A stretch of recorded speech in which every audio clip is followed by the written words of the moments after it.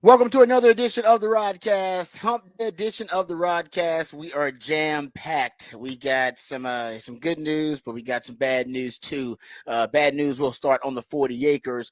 There was an injury in the first day of full pads for the Longhorns to C.J. Baxter. Don't know the extent of it or the severity of it, but we'll talk about it and discuss it. We'll get into that early on. We'll go behind the burnt orange curtain as well. We'll talk about the Bruce Feldman's annual freak list. He lists the biggest physical freaks, if you will, in college football. Impressive freaks. And there's a Longhorn getting some love there. Last year it was Byron Murphy. We'll tell you who it is this year, getting some love. Also, Vegas has introduced their prop bet, some over unders for potential totals, touchdowns, receiving yards, receptions for different players. We'll tell you what Xavier Worthy's numbers are, and we'll tell you if we're going to take the over or the under on some of those totals. We'll get into that too coming up. We go behind the burnt orange curtain. Also, the SEC is thinking of making, I believe, actually, it is going to be a done deal. It's not approved, but it will be. The SEC will make mandatory injury reports, something that every program must oblige by in the SEC. The Big Ten's already doing it, mandatory injury reports for every team and every program in college football associated with the Big Ten. Now the SEC doing it. So we'll talk about that coming up a little bit. There's also a plot twist in the Brandon Ayuk trade discussions. We'll get into that coming up next hour, and we get into NFL news, notes, and nuggets. We'll talk Texans a little bit. We'll talk some Cowboys. Cowboys unofficial depth chart was released. We'll talk about the surprises on the unofficial depth chart of the Cowboys that was released for training camp. So all of that and more, of course, all your usual favorites. We got Raj Rant on the show. We got Who Said That off the record. Of course, your topic for the big fat poll of the day. We are loaded as usual. What the facts, what the stats. So we'll get into all of that. But before we do, let's introduce you to the rest of the crew. He is one of the hardest working members of the ARN family. He's got a hustler spirit, period. Not sure what he's paid, but I'm pretty damn sure the man is underpaid. Ain't no 401k for this hustler, and he's a hustle man of many talents. It's our friend, co-host, and neighbor. It's Patrick Davis, y'all. What's going on, Patrick? How you doing, brother? I'm doing good. I'm doing good here on a Wednesday. It's a good day. We got to see USA finally play basketball game like they were supposed to play. And I mean, it was against Brazil, which is not one of the teams you were really worried about in this Olympics. But you don't control who you play. You don't control. You got the win, and now you get into those semifinals. But that was finally the game where you saw everybody play, everybody get points, everybody. It was much easier than some of these other games have been, and the Olympics hasn't been too bad. But it was that one was the one that you were expecting more in the Olympics and through everything. Yeah, no, I mean, it seems like now I feel comfortable and confident that Team USA will win the gold medal counts. And of course, they're definitely going to win the overall medal counts. So I'm not cocky about it. I want to be arrogant, but I feel like Team USA. As we start to wind down, we're starting to wind down. We're getting down to Sunday's last day. So we're getting there's not a ton of room left. So you figure, okay, we're going good. We've hit our stride. Yeah. There's not a lot of room for someone to catch back up or. Pretty much, right? Are we tied, or do we have the lead? Right, lead now. Yeah, they have the lead. Yeah, okay, yeah. So I feel good about it. I feel good about that. So we'll get into actually, we do have some Olympic updates. I have a couple of stories from the Olympics that we'll get into. Okay, did we? This is something we had to discuss. Did we miss breakdancing? Did we miss it? It's this weekend. Okay, it's Friday and Saturday. All right. So I'm fully aware. It's Friday and Saturday. I just want to make sure because I got a lot going on. I was like, oh, damn it. Did I miss the break dancing? It is. Somehow? So the women's is Friday starting at 9 a.m. Right. And then Saturday at 9 a.m. is the men's. All right. But yeah, Friday, yes, on the show on Friday at 9 a.m. is when we'll have on. And me and Rod will be glued to our TVs while trying to talk to you about sports. It'll be. Well, no, I'm going to give you a little play-by-play of description of what's going on in breakdancing. I mean, I think America needs to know that. I think that is a relevant. I mean, you can't say it ain't sports. You can't be like, Rod, get back to sport. Like, no, that's in the Olympics. You can't get upset with us about that. It's like that they had like you know what I mean, like battle rap at the Olympics. You can't get mad at us talking about that. They actually are pretty close to it, probably by the way. All right, we'll get to some Olympic stories though, and we'll also, like I said, get to the topic for the big fat poll today. They'll be coming up later on this hour. But the big story is CJ Baxter, and we'll start with that story. Unfortunately, on the 40 acres, like I said, we don't know the severity of it, but the report was from several sources yesterday that CJ Baxter, and I got this from my friends in On Texas Football, injured his knee in practice. It says we're told that Baxter did not hear a pop. That's always a good thing. I'm told that it was contact, so it was not a non-contact injury. It just went down out of nowhere. Whether that's encouraging or not, I don't know. And they said, the MRI, it took place last night. We just have not received any update, or there's not have been a report about what the status is or what the results of the MRI were. So we don't know. We just don't know. Hopefully it's not that bad. If it is, we'll get into what the possible for Texas, obviously what will be the implications of that. Right now you're hoping it was mostly precautionary, that you have that, it goes down, and then say no risk in it. This isn't old school, go walk it off and finish the practice, and then we'll check it out later, and oh god, that was worse than we thought. It was no risk, no sense risking it. If it's hurt, hop on the cart, get on out of here, get an MRI. Let's see where we're at. I think we'll find out something today. I'm sure all the different outlets that cover Texas football this is their top priority, I'm sure, at this time. Yes. And the University of Texas, I know there's like HIPAA laws and stuff like that. So you can't be revealing people's injuries. So I'm sure that Texas, if it is something serious, they probably want to go through the family and make sure that they go through the proper channels, let everybody know what's going on first before they reveal that. So we're not sure. I mean, they're in practice and they do have media windows, and any media, I'm sure that they're going to be asking Texas about it. So we'll find out something today. We'll talk about it though. I'll talk about like what the long-term, short-term, effects are going to be for Texas offensively. And ironically, the Doak Walker Award watch list was released yesterday, and you had two Longhorns on it. You had Jaden Blue and CJ Baxter.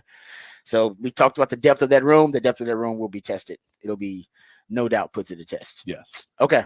We'll get back into that, and of course we'll also talk about the SEC making the injury reports mandatory for every team. Kind of saw that coming, especially after the Big Ten was the first major college football conference to make that mandatory. I think everybody's going the NFL route when it comes to injury reports, and we'll tell you why. I think everybody knows why. It's not a secret. We'll get into that, but first let's get updated, educated, and informed on all the top stories of today with Patrick Davis and the Horn Headlines. All right, your Horn Headlines brought to you by Top Gun Rentals and Lawn Equipment. In the MLB, the Astros even their series with the Rangers with a 4-2 win last night.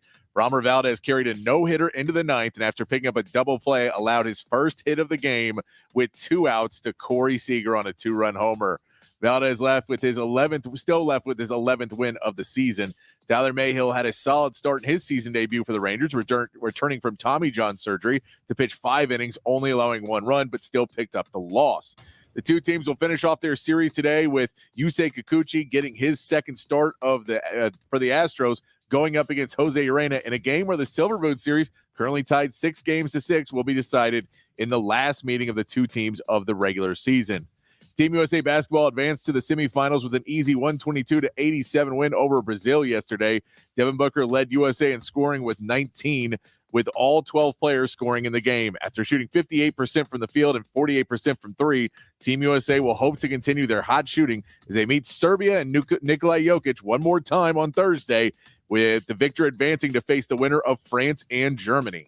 And looking at the current medal count in the Olympics, USA now has the official overall count of 24 gold medals over China's 22, and still leading the way in silvers and bronze with 31 silver, 31 bronze, and an 86 total medal count is leading the way for the USA in all medal categories.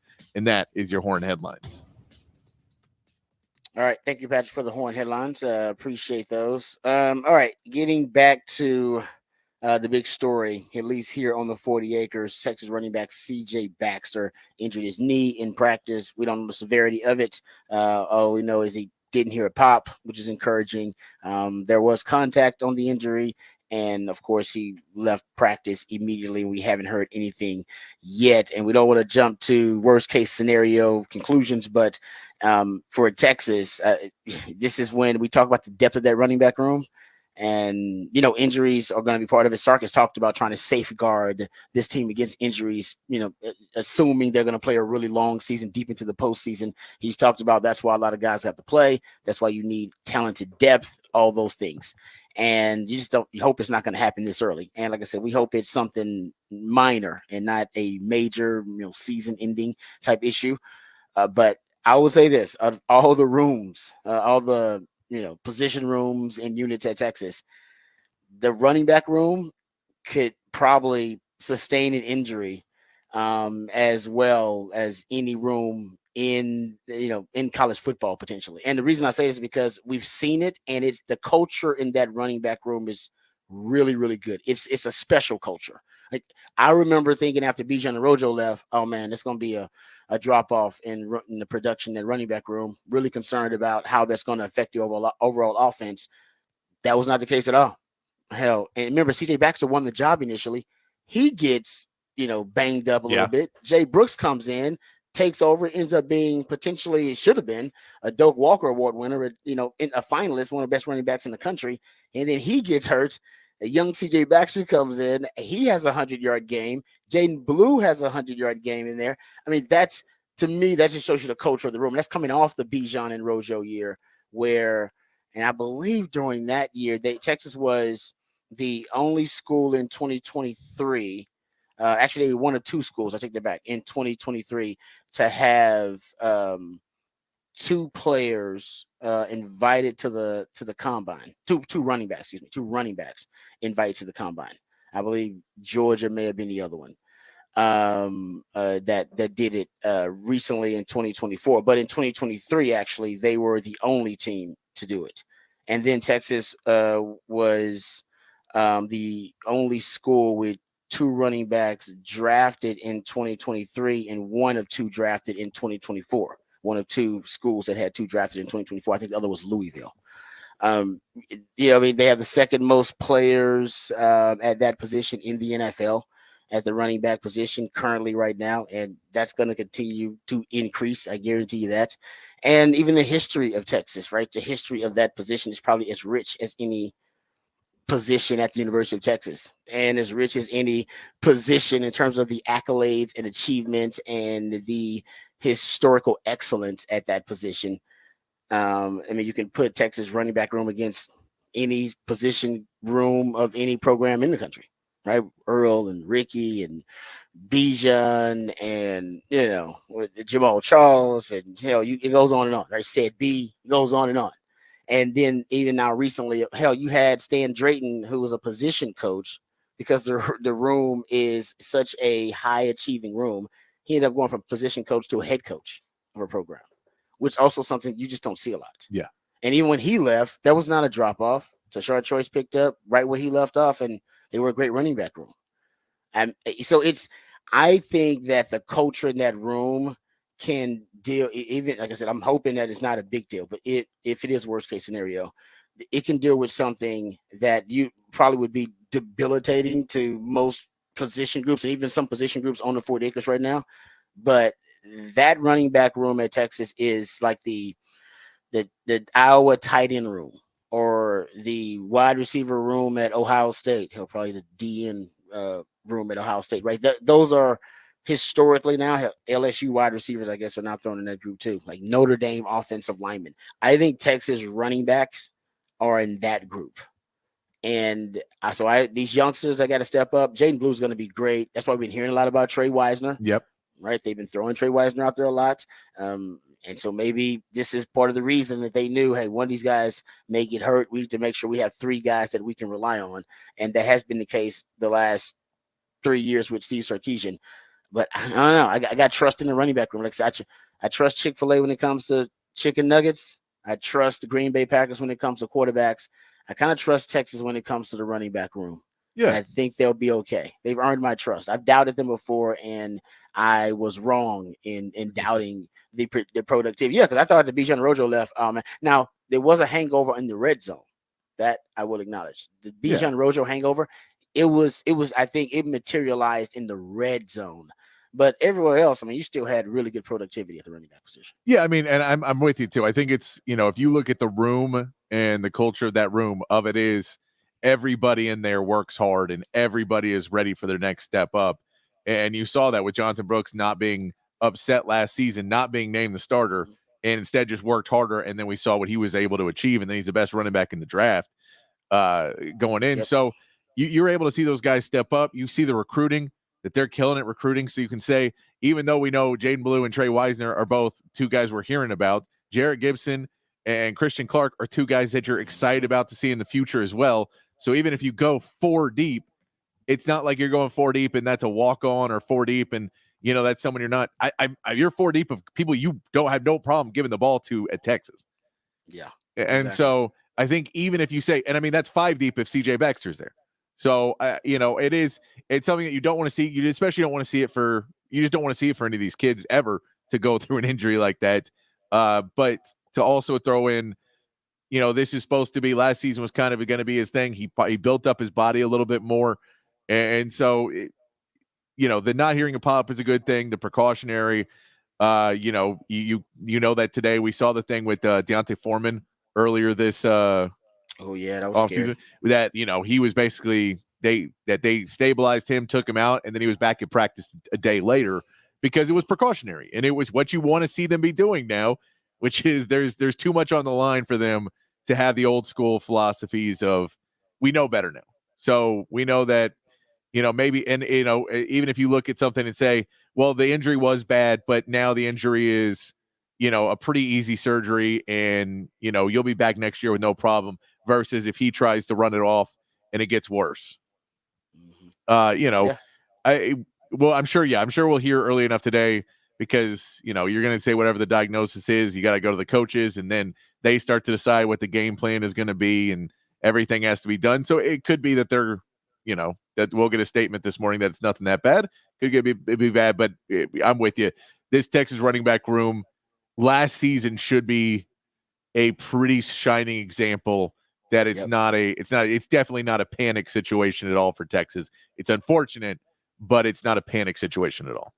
Yeah, no, I feel horrible for it. Well, I don't want to even start saying I feel horrible because I hope it's not Yeah. a reason to feel horrible in the end.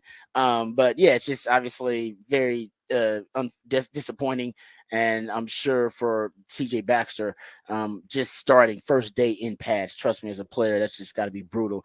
I'm sure for him, it's pretty traumatizing. So he's going to be all right. I've met the young man. He's got a strong spirit. He's a hell of a football player. So he's gonna battle back from it no matter how severe it is. But from the running back room perspective, like I'm telling you guys, it's like I said, there's something special in that running back room. Like I will put it up against any position room for against any program in the country. It's like I said, it's. I was a doubter at one point. Like I said, I thought, oh man, that's going to be a drop off in productivity, and I thought, oh, it's just Bijan and Rojo and how special they are, and they were special, but still that room overall, and I think Tashard Choice is a big part of it. So give him props. I mean, this is a guy, he's a good coach. Hell, he had there were two running backs drafted in the first round a couple of years ago, Bijan and Jameer Gibbs, and he recruited both of them. Like sums up there, like he recruited and coached Yeah. both of them. Like so, I mean, that there's something special there with him as a coach too. And like I said, the young guys that you mentioned, they have to step up. You got to expedite, their development a little bit. I think my pony package that I love so much is probably going to be affected if it is indeed an injury that goes deep into the season, because you just don't have the depth at running back to play two at the same time. So you probably throw out your single back sets, your 11 personnel, your 12 personnel, which Texas does a lot of anyway. So my infatuation with pony package would probably take a back seat because you just don't have the depth. That just doesn't make sense to exhaust two backs. You can still use it and sprinkle it in, but in terms of increasing the usage of it, that would probably be ill advised early on in the season. if this injury is indeed one that goes deep into the season with CJ Baxter. But like I said, I was expected to panic. I feel really bad for CJ Baxter, but I was expected to panic. But I'm telling you, like I didn't. I started thinking about that running back room. Started thinking about last season, as Patrick mentioned, and just how and all the great stat. Heck, I'll give you another great stat about the running back room. Texas became the second school ever to have the first running back off the board in the draft in back-to-back drafts. Alabama did it in 2011 and 2012, and Texas did it in 2023 and 2024 with Bijan and Jonathan Brooks. You're the only school to have two running backs invited to the combine in back-to-back years. You that in the last 2 years, the last two combine invites, I should say. You've had Keelan Robinson and Jonathan Brooks both got drafted, and then before that it was Bijan and Rojo. It's like I said over and over again. I see all of these really impressive achievements by that running back room over and over again. I think they're gonna be okay. So I wouldn't freak out. I wouldn't panic if I was if Longhorn fans. I'm sure some of you already are out there panicking. Wait for the diagnosis and then we'll come up with a plan. But I do think they got some depth there. That's the whole point of having all this depth across the board, because unfortunately, injuries are going to happen. We've been talking about this. You don't want them to happen this early, unfortunately. But I just saw that Notre Dame and Nebraska lost left tackles. Yeah. Out for the season. Done. First day. That's football, unfortunately. It sucks. Trust me. It's horrible. But that's unfortunately, that's a big part of the game, as you guys know, NFL level, at the college level. We saw Christian McCaffrey's already out for the preseason.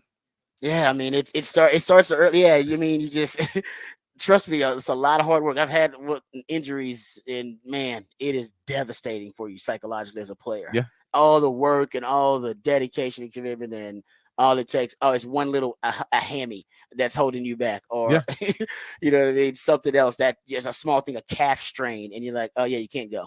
Yeah. And no, and I mean, and that's too is we wait for what the analysis is. I know there's people that say since they haven't said anything, then it seems like it's the worst. But there is reality. There is issues where you go, it's a knee sprain. Well, what's a knee sprain? Well, he could be back in 2 weeks. He could be out for the season. There's certain things where you just say, we don't know yet. So we're going to figure out, or there could be minor injuries where it could be a weight on it. It could be a surgery right away. There's enough things that I'm sure that I don't think it's going to be he's okay. He's going to, he'll be back at practice today. I don't either. Yeah. But at the same part, my assumption would be there's something where there's a discussion about, I think if it was out for the season, we might have already heard that too. I could believe that it could be a decision that has to be made about what needs to be done. I'm with you. Yeah, I think if it was, that's a good point, because whether Texas leaks information, guys. Yeah. All right, every institution does. By the way, this is not something new, but Texas they leak in, if they want something out there, they leak it out there. And I think if it was out for the season, they probably want it out there already, just so they don't have to figure out how to deal with it. Yeah, so once they clear it with the family and everything, because you clear it with the family and clear it with the player and see how they want to approach it, sometimes you can kind of leak that out there and then, let it take care of itself instead of having to make the big announcement. But yeah, hopefully it means that they're coming up with a plan, or at least trying to get together a timeline for the media. Yeah, no, and I mean, because it's not an out for the season thing. Yeah, and I mean, there's a lot of injuries that are now, we can wait 3 weeks and see how it heals before we do surgery, or we can go right now and do a surgery, but we know what the timeline is for that, but it may be better without it. Those types of injuries happen a lot more now, where, it's not anything. So, we'll find out. We may find out before the end of the show today. The speculation on that end, it really, I get the concept that if it was good news, they would have already told us, but I think if it was really bad news, they would have already told us. So I'm just saying. Honestly, both of them make sense. Yeah, I agree with you. Both make sense. I'm just saying, in one way of logic, it makes sense both ways. So who knows what it actually is? Yeah. Because I know if it was, no, I don't want to speculate too much, but you're right. It is. The truth is, we don't know, and I'm hoping that it is something, them coming up with a timeline, and like you said, they are really uncertain about it, which is would be a good thing. If you're certain, it doesn't mean like he's out, or like you said, it's maybe they're certain, like, oh, it's not a big deal, it's just a strain. But I think I'm with you. If it would have been something very minor, like, oh, it's just something minor. We thought it was big, but it's not. I think that would have come out. So, like I said, they would leak that out there too. Yeah. No, it's very minor. It's going to Yeah. be out for training camp. That's it. We'll Yeah. be Yeah. ready for the season It was start. a false alarm. Yes, I think that would have been out there too because Yeah. they are aware of the Yeah. discussion happening right now on Texas Twitter. No, And but they're aware that story is a big but I story. also throw out that I do. We know we mentioned her, but Trey Wisner. The fact that they have been lauding Trey Wisner and being like he's going to get playing time, he's going to play. Yeah. The fact that that was before the injury makes you feel better too, because if we That's would have true. heard that, if we would have heard that today or tomorrow or next, then he would have said, "All right, do we not know if Trey Wisner?" But when they were saying we're going to have to find playing time for this guy, now it makes you feel a little bit better that if he does get more elevated playing time, that he's ready to go as well. Yeah, he's obviously earned the Yeah. reps, and he's going to get them. There's no question about that. I will also say it's the O line. I mean, they got to step up. It's the O line that returns for the 5 Yeah. starters from last year. 100%. Run blocking, they're big humans. So run blocking is supposed to be their forte. That's one of the big humans. They're going to be one of the biggest offensive lines in the country, one of the biggest in the SEC. Supposed to be able to impose their will on opponents. They're veterans now. They've been in the system a long time. That's a group that needs to step up. If indeed this is something very serious, because the running game, obviously could regress a little bit, but if that offensive line is a dominant O line that imposes their will on opponents, then it won't be as much of a drop off in the productivity of the running game overall. I think Jaden Blue is up to the task. Trey Wisner, we hope, is up to the task. One of those young freshmen you mentioned, they need to separate, need to expedite their development a little bit, and then the O-line. And I can tell you this, Coach Sark might decide, you know what this means, if it is indeed, something serious, or we're going to be an early down pass team a little bit more. Why not? We got a third-year starting quarterback, third year in the system. Our early down passes don't need to be downfield. They could be screens. They could be just quick RPO throws.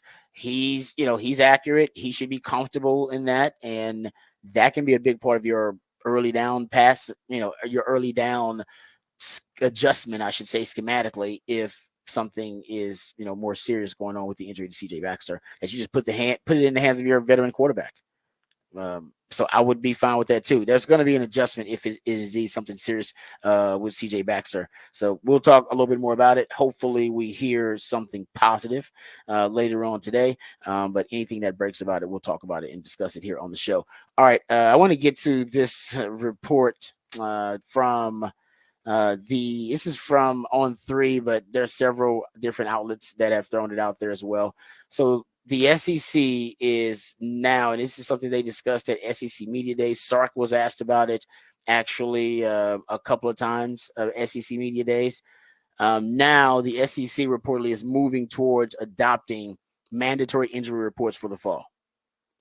The Big Ten's already doing it. The Big Ten started doing it, I believe, last year. So the Big Ten was the first to do it, but it looks like the SEC is going to follow. And I believe after the SEC does it, the other power conferences will decide to do it, ACC and the Big 12 as well. And anybody that I asked about the injury report, whether it be at the NFL level, and I guess now you can start asking guys at the college level about it. And when I asked them like the explanation, what's the reason for it? Why is it relevant? Why do you need an injury report?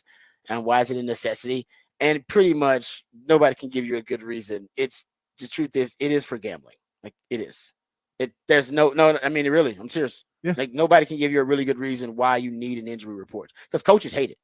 Coaches hate it. They've always just liked it. Nick Saban doesn't like it. Belichick didn't like. They don't like because it's just revealing information you don't need to reveal. Yeah. And for players, I mean, if you are indeed hurt, you don't want your opponent knowing exactly what's hurt. Yeah. It's like, yeah, it's his left hamstring. It's like, all right, good. So if I get a chance, I'm gonna punch the hell out that left hamstring. You know what I mean? Like essentially your opponents know your weakness, the coaches know the weakness, and it helps them game plan against you. So coaches don't really like it, and when I hear the reason for it, it's just fantasy football, which is gambling. Yeah, and it's just so that Vegas knows how to set lines and what players are available. It really is that simple. I wish I could give you a more nuanced explanation. Yeah, I will But throw it's in, not. which I agree with you 100%. That's the actual reason. But I will say, That's the real you reason. can tell by people being on our text line right now, speculating and everything else of an injury we found out less than like 12 hours ago about Yeah. well, we don't know in 12 hours. So he's probably dead. So there's something to be said that there is in He's today's probably dead. society. If you don't get the information and you just like it, there's a part where everybody just hates it now to not be able to get everything at their fingertips. So to make fan base a little bit happier, it's always nice to get an injury report and go, okay, we know what's happening. Even if it's not real, we know what's happening. Yeah. So No, I think there is parts of it that people like it, but they wouldn't do it for people to like it. They do it because of gambling. Yeah, why? Okay, so basically, you say it's because the fans want to know. That's because you could say that. You could go that route. But the fans want to know. But the NFL, I would say ultimately, because they're the ones who made it. I mean, they fine coaches if coaches don't follow the injury reports. And even when the NFL, like basically by the letter of the law, Bill Belichick would follow the injury reports. Yeah. But the NFL would still find them because they're like, yeah, but that's not the spirit of it. Basically he would put everybody on the injury report then. Like he basically like if you got anything, oh, what's wrong, man? I got a crook in my neck. Oh, injury report. So he would because he thought it was so thought it was such an advantage for the opponent. He put everybody on the injury report, and the NFL would be like, Bill, that's not what we mean. That's not what we're talking about. That's the way he was like, oh, you said any injury, so I put any injury on there. So I guess it's really for gambling. Like they'll say it's for you. It's not for you. No, I mean, it's for you. It's for you if you're a gambler and you play fantasy football. That's what it's for. But that's ultimately that's the reason. That's why the Big Ten doing it. Why didn't they do it in college prior to last year? Yeah. No, I agree. It's like, remember the Joe Burrow thing? Joe Burrow has they find a picture of him with the hand brace on. Yeah. And everybody freaked out after the fact that they go, well, you didn't tell us before the game that he had a hand brace on, so you lied to us. And you're like, no one's that upset about it unless you lost money. Yes, and the NFL, you're right. The NFL was I don't know if they fined him for that or not, but they were in violation of the injury report. They did. You're right. They did not reveal that on the injury report. But I guess his coaches hate it. They don't like it. Like I said, the argument could be made that it's for the public good. Yes, but like the NFL cares about the public good. No, we saw that Sunday ticket lawsuit. Exactly. Come on. We're not that naive. They don't care about the public good. They know they care about straight cash, homie. So that's why the SEC is doing it, because gambling now is more mainstream. That's why college is doing it now. College is like, you know what, screw it. There's no need to hide the fact amateurism is dead anyway. What are we doing? Amateurism is dead. Let's just go ahead and go all in on what we are, which is essentially pro sports. Just a different version of it, different version of pro sports. All right, we'll come back. We'll get into the over-under totals being released by Vegas for Xavier Worthy and some other players. But I want to get into Xavier Worthy and talk about what the prediction is for Xavier Worthy next year with his receptions, receiving yards, and touchdowns. So we'll talk about that. We'll also get into the Bruce Feldman annual freaks list. He comes out with the the biggest and the most athletic physical freaks in college football each and every year. And there's a Longhorn on this list. So we'll talk about that too when we come back and go behind the burnt orange curtain right here on the Rodcast, featuring Patrick Davis on Lifetime Longhorn. Rod Davis coming back on the horn.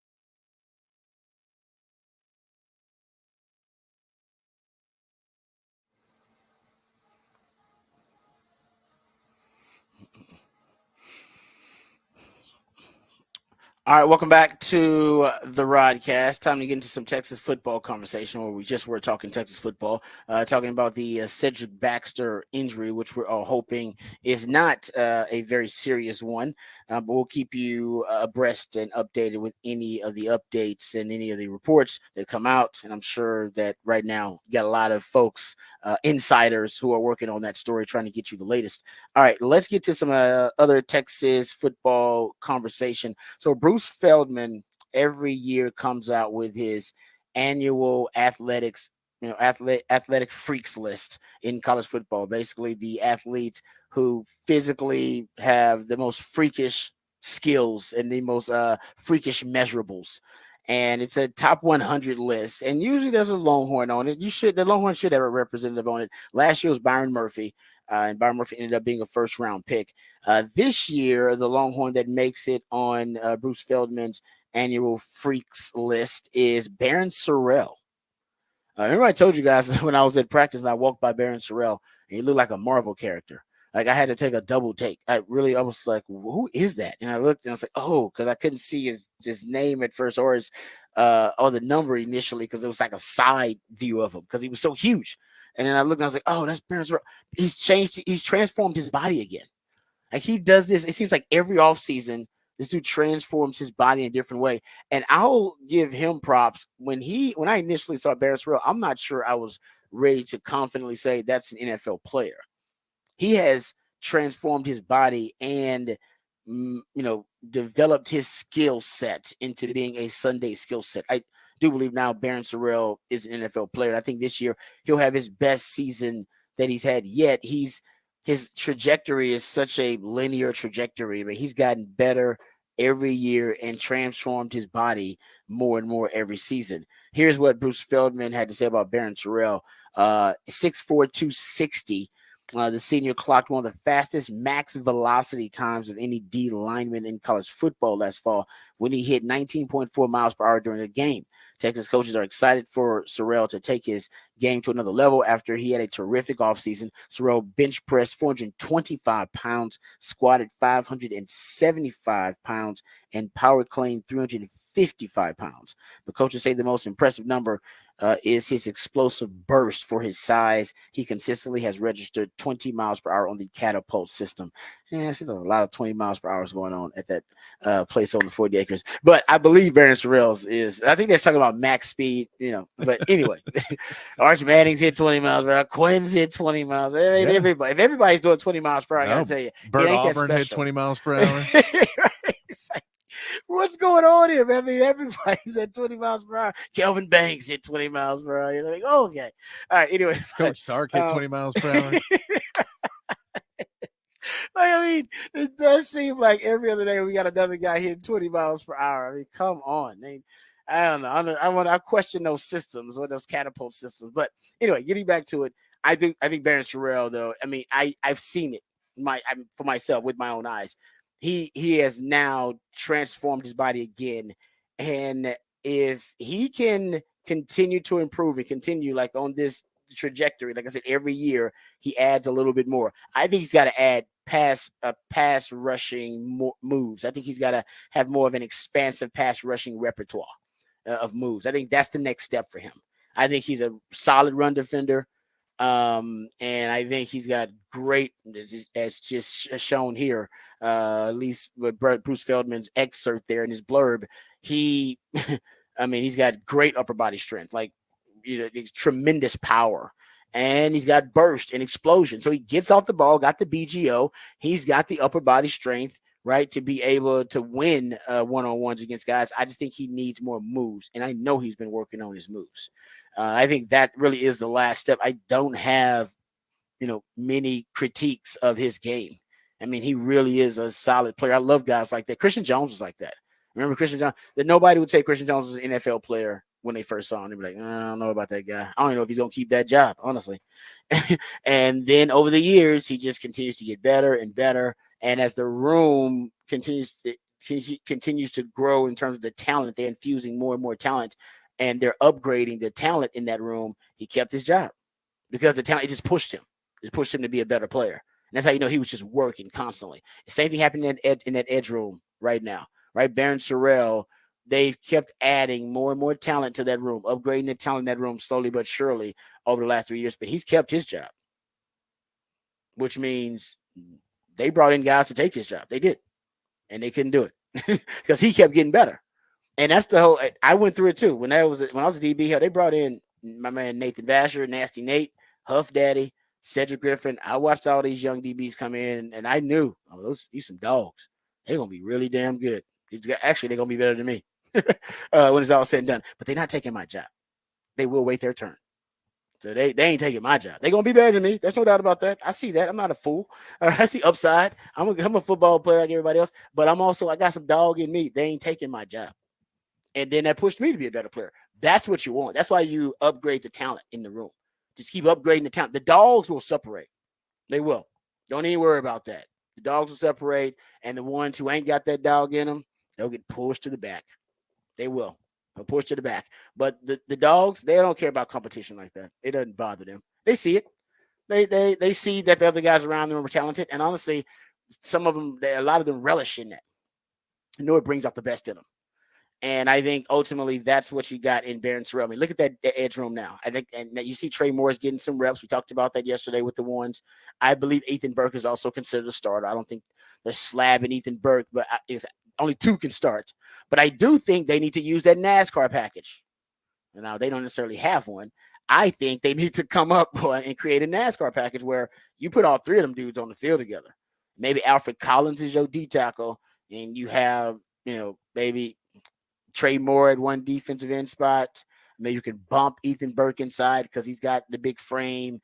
And at the other edge, you can have either a Baron Sorrell or another great pass rusher. You put a young Colin Simmons in there. Maybe you think he's a better pass rusher in those types of situations, so you can just get after the quarterback and make their life hell.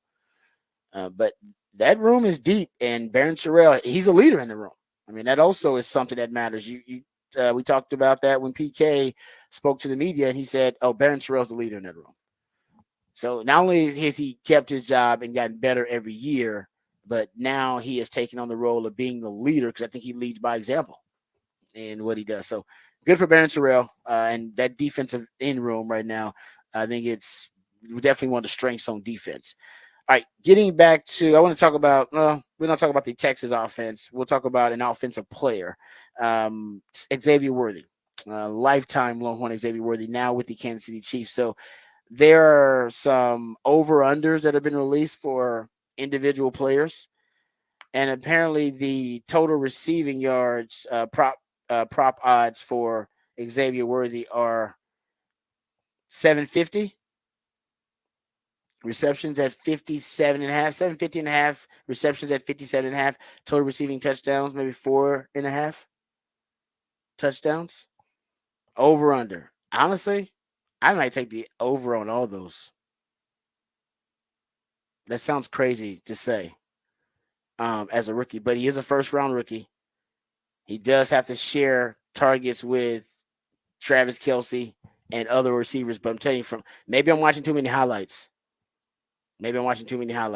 But I'll give you guys, I mean, you think about it. I've been talking about the production of wide receivers, right, for a long time, and production of rookie wide receivers in the NFL. And here's the numbers.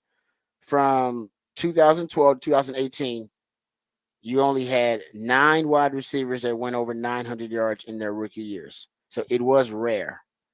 But from 2019 to 2023, you've had 16 of them do it. Crazy. You have 16 of them in 5 years. And in a 7-year span from 2012 to 2018, you had 9 of them do it. It's becoming more commonplace for receive because they're throwing the football more. And if you go look at the target share, rookie wide receivers with 100 plus targets. I'm not saying he's going to have 100 plus targets. Just throwing this out there. Rookie wide receivers with 100 plus targets. In 2017, it was 0, 2018, 0, 2019, 1, 2020, 5, 2021, 4, 2022, 3, 2023, it was 3. So 16 times in the last 7 years, but 10 in the last 3. 10 in the last 3. Hell, 15 in the last 4. the trend is the rookies are getting a lot more targets and they're getting a lot more yards and productivity like early on in their pro careers, like at the start of their pro careers.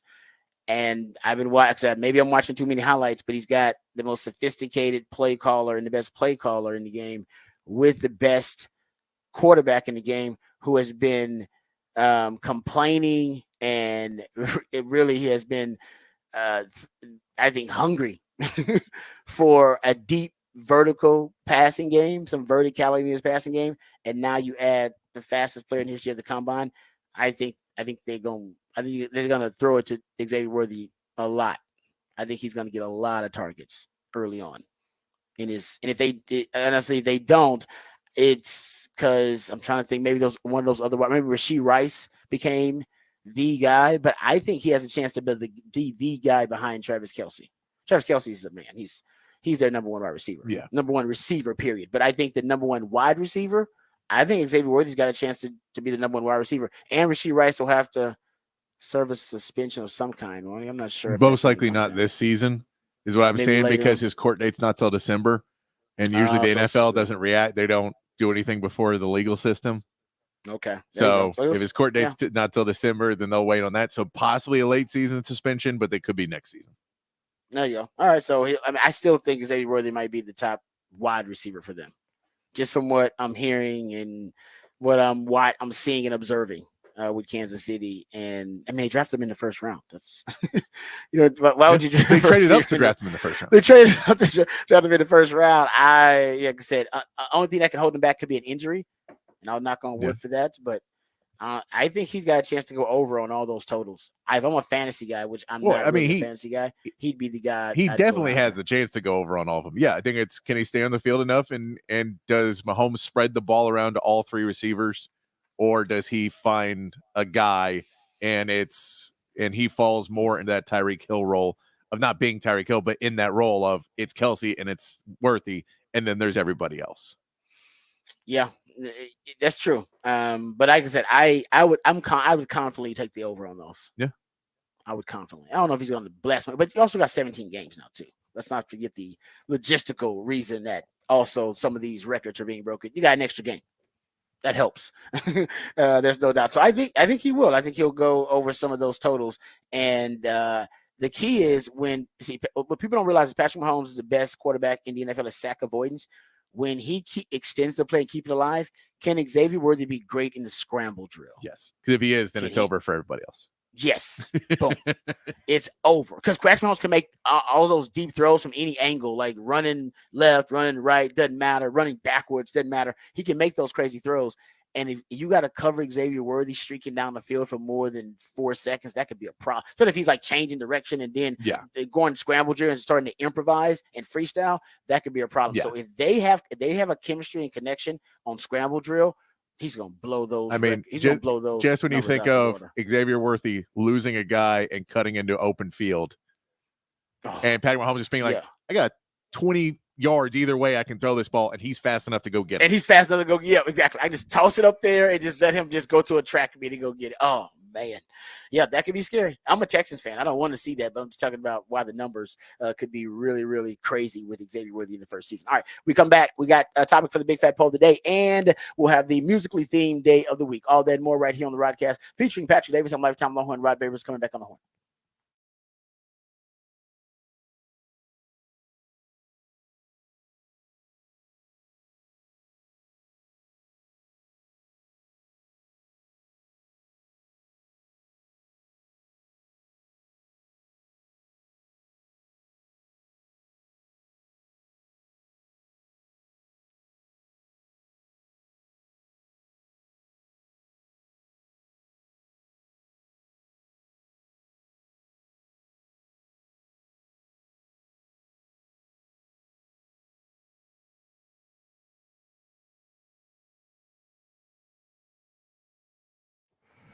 Hey, what's up, folks? Lifetime Longhorn Rod Babers here. Speaking of routine, if you will need a routine checkup or a routine cleaning when it comes to your oral health, you need to check out my friends over at Dr. Greg Eckert's office. He and his all-star team, they can handle any of your dental needs or concerns, especially it doesn't matter what it is. It can be general dentistry, it can be teeth whitening, dentures, porcelain crowns, veneers, dental implants, full mouth reconstruction, even root canal therapy. I've been to Dr. Eckert's office for something very routine, like a teeth cleaning and a checkup, but also I've been there for something more serious, like having all of my wisdom teeth removed. Either way, I can tell you that you are in really good hands. If people ask me, do I know a good dentist? I tell them, no, I don't know the good dentist. I know a great dentist, the best dentist in Austin, and it's Dr. Greg Eckert and his all-star team. And right now, because he's always on the cutting edge of the technological advances in dentistry, he can give you a brand new smile in just one day. That's right, permanently secured to your dental implants. No time spent without teeth. You'll get temporary fixtures first until they complete your permanent smile, and then you'll smile again with confidence and eat freely without pain or discomfort. It's a lifelike permanent solution. So if you've been told your teeth need to be replaced,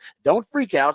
Just call Dr. Eckert today. Learn about this revolutionary alternative to dentures. It's a brand new smile in just one day, a complimentary consultation, which means you got nothing to lose, but you got so much to gain because a confident smile can truly change your life. And Dr. Eckert wants to change your life for the better. So what are you waiting for? Give him a call, 512-345-3166, 512-345-3166, or visit drueckert.com, drueckert.com.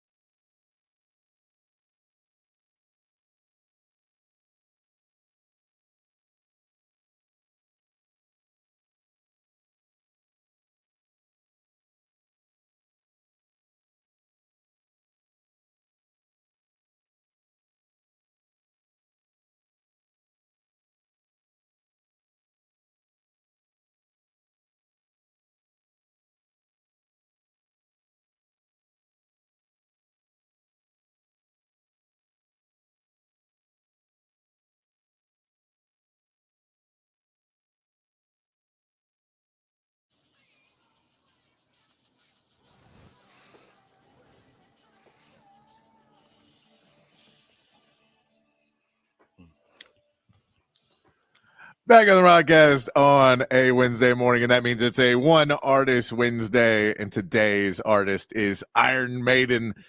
Bruce Dickinson, singer of Iron Maiden's birthday is today, so I'm playing some Iron Maiden for you all day long. I feel like, Rod, this may be a blind spot for you.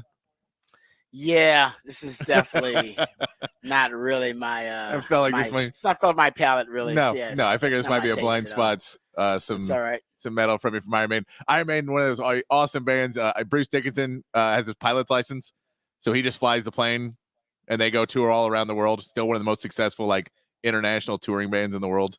Can go all over and play everywhere. They're awesome live. Okay. Iron Maiden, but a fun one. We'll play. So there'll be some metalheads out there that'll enjoy some Iron Maiden all day long. Oh, I'm sure there are plenty of them. I'm just not one of them. That's all. I know. I'm aware. Let's get to the big fat poll of the day. Text line's open 512-447-3776. And you can hit us up. We'll put this up on X at the Horn ATX. Patrick's big fat poll of the day on the Horn. Big fat poll of the day today. The AFCA preseason coaches poll came out this week. Texas is number 4 on that list. So today we're asking you about what you think about that ranking. Is number 4 for Texas going into this season too low, too high, or right on? Which do you think is are you happy with that ranking? We get the AP poll, I believe, next Monday, or Monday we get the AP poll. So we'll know where they are on the preseason AP poll on Monday. But for the coaches poll and where you think they should be ranked in polls in general, is 4 about where you want them to be? Or do you think no, they should be a top 3 team? Or no, this is not that team. They got to go out and prove it again, and there's other teams better than them.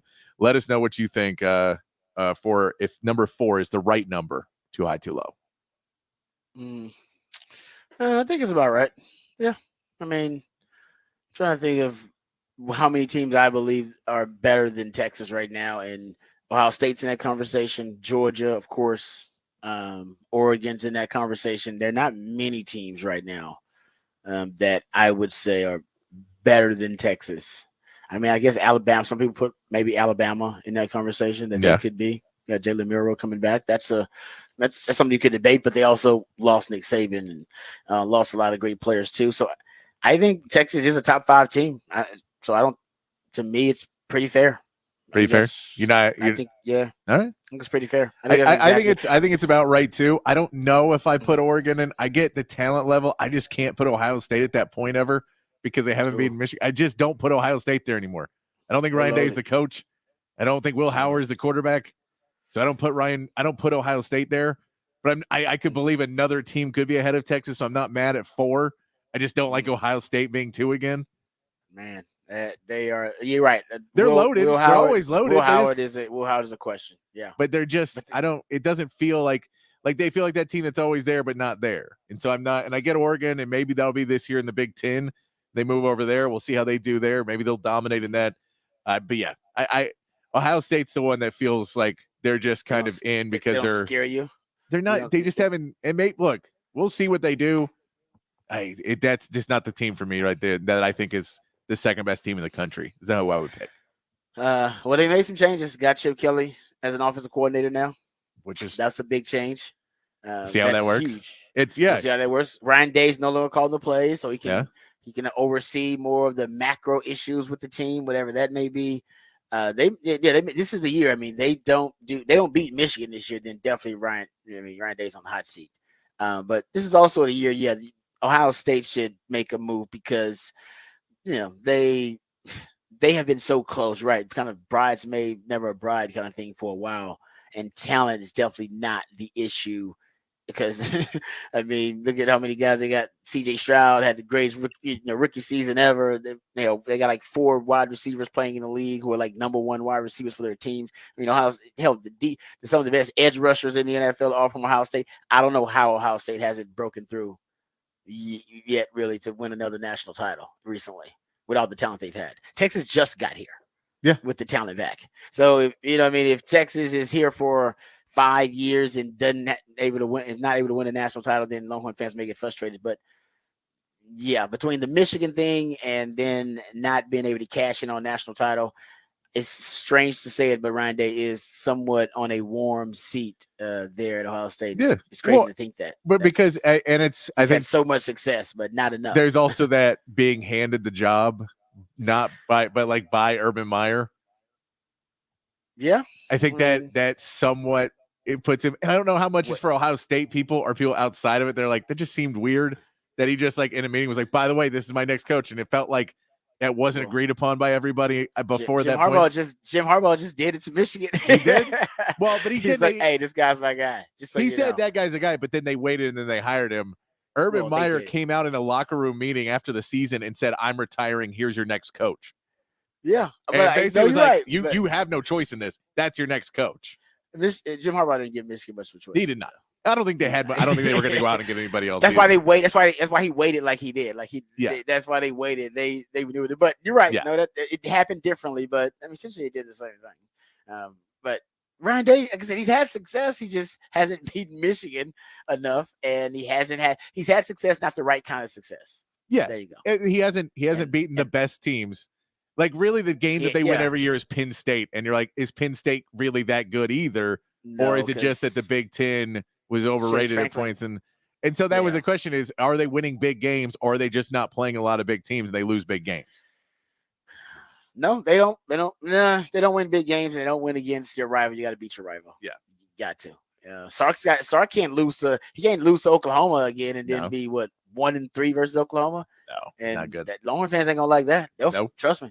They ain't gonna like. They're not saying he's gonna be on the hot seat, but trust me, there will be complaints. There will be criticism. All right, we come back. We'll talk NFL news, notes, and nuggets. Good stuff there. We'll get into the topic for the Big Fat Poll of the day. Raj ran all of that and more right here on the Rodcast, featuring Patrick Davis. I'm Lifetime Longhorn. Rod Davis coming back on the horn.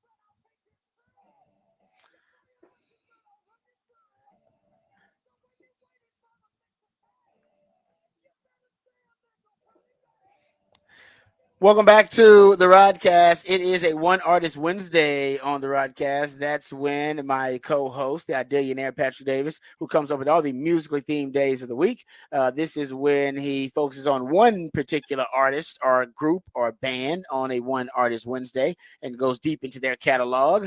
And today we are featuring Iron Maiden as the focus and the feature of One Artist Wednesday. I kind of like this one, actually. This is not bad. This is not as... right, this is not bad. Yeah. But some of it's more heavier. Some is heavier than others. Yeah, and it's a lot of others, because it's all like early '80s mostly, and then it's a lot of running around the stage, guitar shredding, screaming. It's great stuff. It's great running stuff. Around the stage. Then they have a mascot that's like a skeleton. It's on other album covers and everything called Eddie. Is it like on the stage? He'll come out and it'll be like this giant, thing that's like 10 feet tall, 12 feet tall. They're walking around like chasing them in different outfits and stuff. It's great. It's actually pretty cool. It's not bad. No, it's not bad. I kind of like that. It's pretty cool. All right, there you go. So my man Patrick cooking you up on a One Artist Wednesday. We appreciate him for that. Also, we appreciate him hooking us up with the topic for the Big Fat Poll of the day. And right now, the Big Fat Poll of the day, we'll get that posted for you. Just went up. Oh, just went up. There you go. Already up at the Horn ATX. Since we're in a college football state of mind, is a college football topic. Give the folks the topic for the Big Fat Poll of the day, Patrick. Preseason poll for the coaches poll came out this week. Texas is number 4 in that poll. Is that too low, too high, or just right? Oh man, I think it's just right. Yeah. I think it's right on the money. I really do. I think that's exactly where they should. Now, there's a lot of expectations on that. That means when you expect to compete for a national title. Yeah. And all of those teams, I mean, basically, if you're a top 4, more than 2 losses is considered in today's playoff. Pretty much. In today's playoff, if you're a top 4 team and you don't make the playoffs, your season was a disappointment. Now you can say there's external factors, but yes. Yeah, they don't make the playoffs. They're definitely Longhorn fans are going to be upset. Yeah. Yes, because even now with it expanded to 12, you're going to get at least 4 SEC teams in, maybe more. You might get 5. Like, I don't know how the season's gonna work out, but you're gonna get. I mean, between the Big 10 and the SEC, out of those 12 teams in the playoff, what's that gonna be? Like 8 of the Big 10 and the SEC. Do we like something like that? Maybe 7. I mean, maybe 7, 6 to 7. Yeah, out of the SEC and the Big 10. It's gonna be at least 3 each, no doubt. I think it's gonna be probably close to 4. Yeah, I mean, especially considering the Pac-12 is in the Big 10 now. Like all those teams went in there that you figured there. Who's the ACC is gonna? We know the ACC. They're just gonna leave them out, right? Altogether. Yeah, exactly. I forget you guys.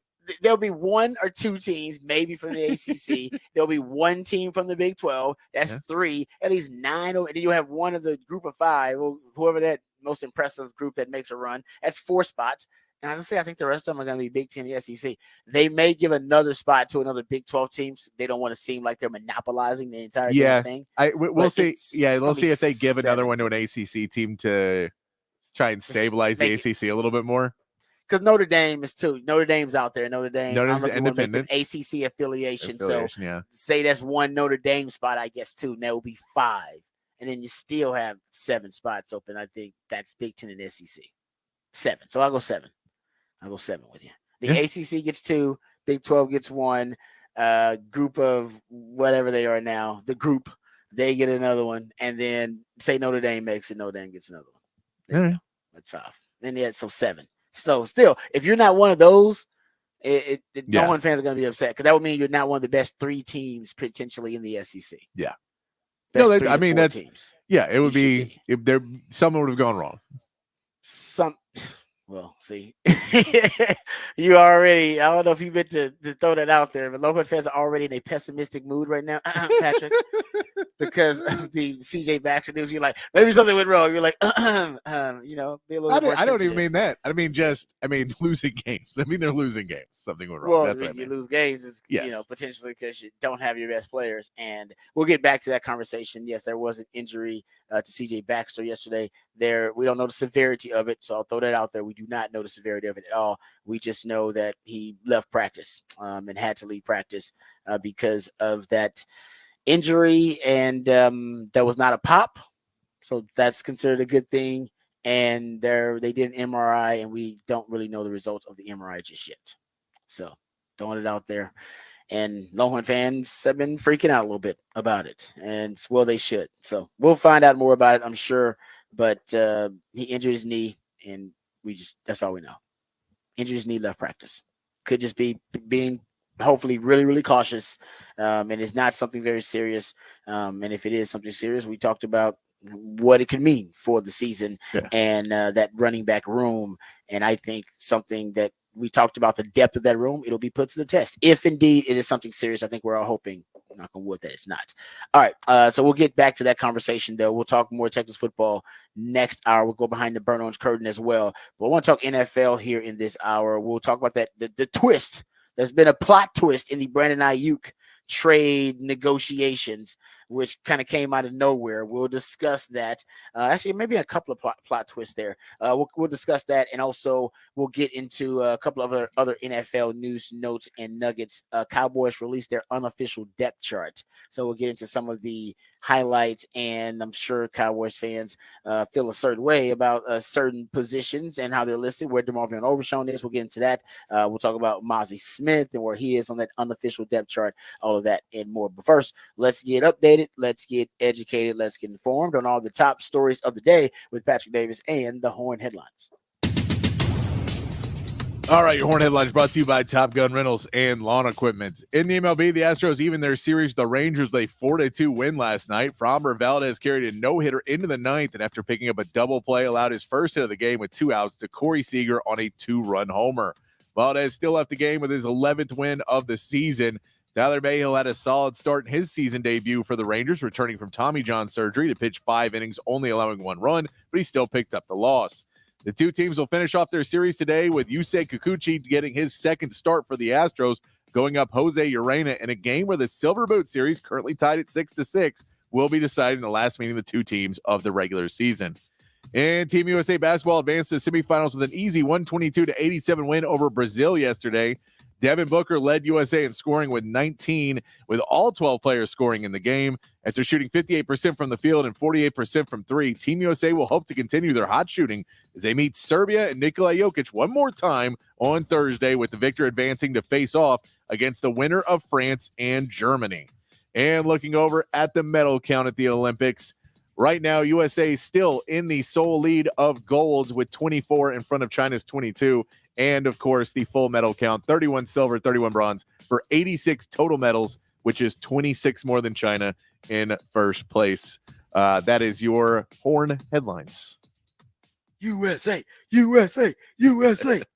All right, feeling good about that. That medal count, the gold medal count lead for the Team USA, and also feeling good about the overall medal count lead. All right, thank you, Patrick, for the Horn Headlines. Appreciate those. All right, let's get to one of the big headlines from the NFL. So yesterday, it was reported by Adam Schefter and multiple insiders that the 49ers had come up with a framework for a trade with possibly with the Patriots and also possibly with the Browns, because they were the only teams that wanted to meet the 49ers trade demands.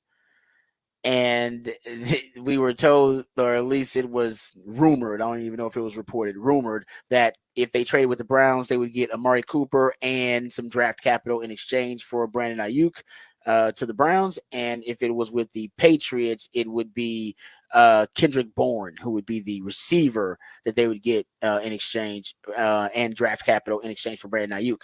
Okay, so the plot twist coming out of nowhere is apparently the Patriots are no longer in the Brandon Ayuk trade talks. That is according to Adam Schefter and other insiders.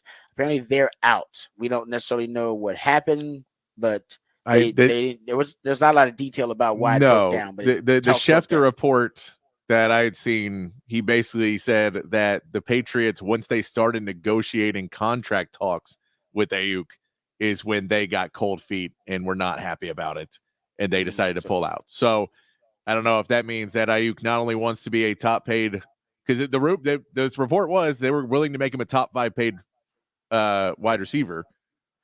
Well, top 5. I get does that give him $30 million a year? Because they're 4 making $30 million a year right now, and I think he definitely wants to make $30 million a year. Yeah, so tough, but it may also be what guaranteed money was in that, what signing bonus was. There's other factors into it, maybe a no trade clause. I don't know what all was involved in it, but apparently those negotiations, as soon as they started talking to him, they got the framework up with the 49ers, and then they talked to Ayuk and his representation, and they said, no thanks, we're good. Can't get it done. So that was at least a Schefter report that I'd seen.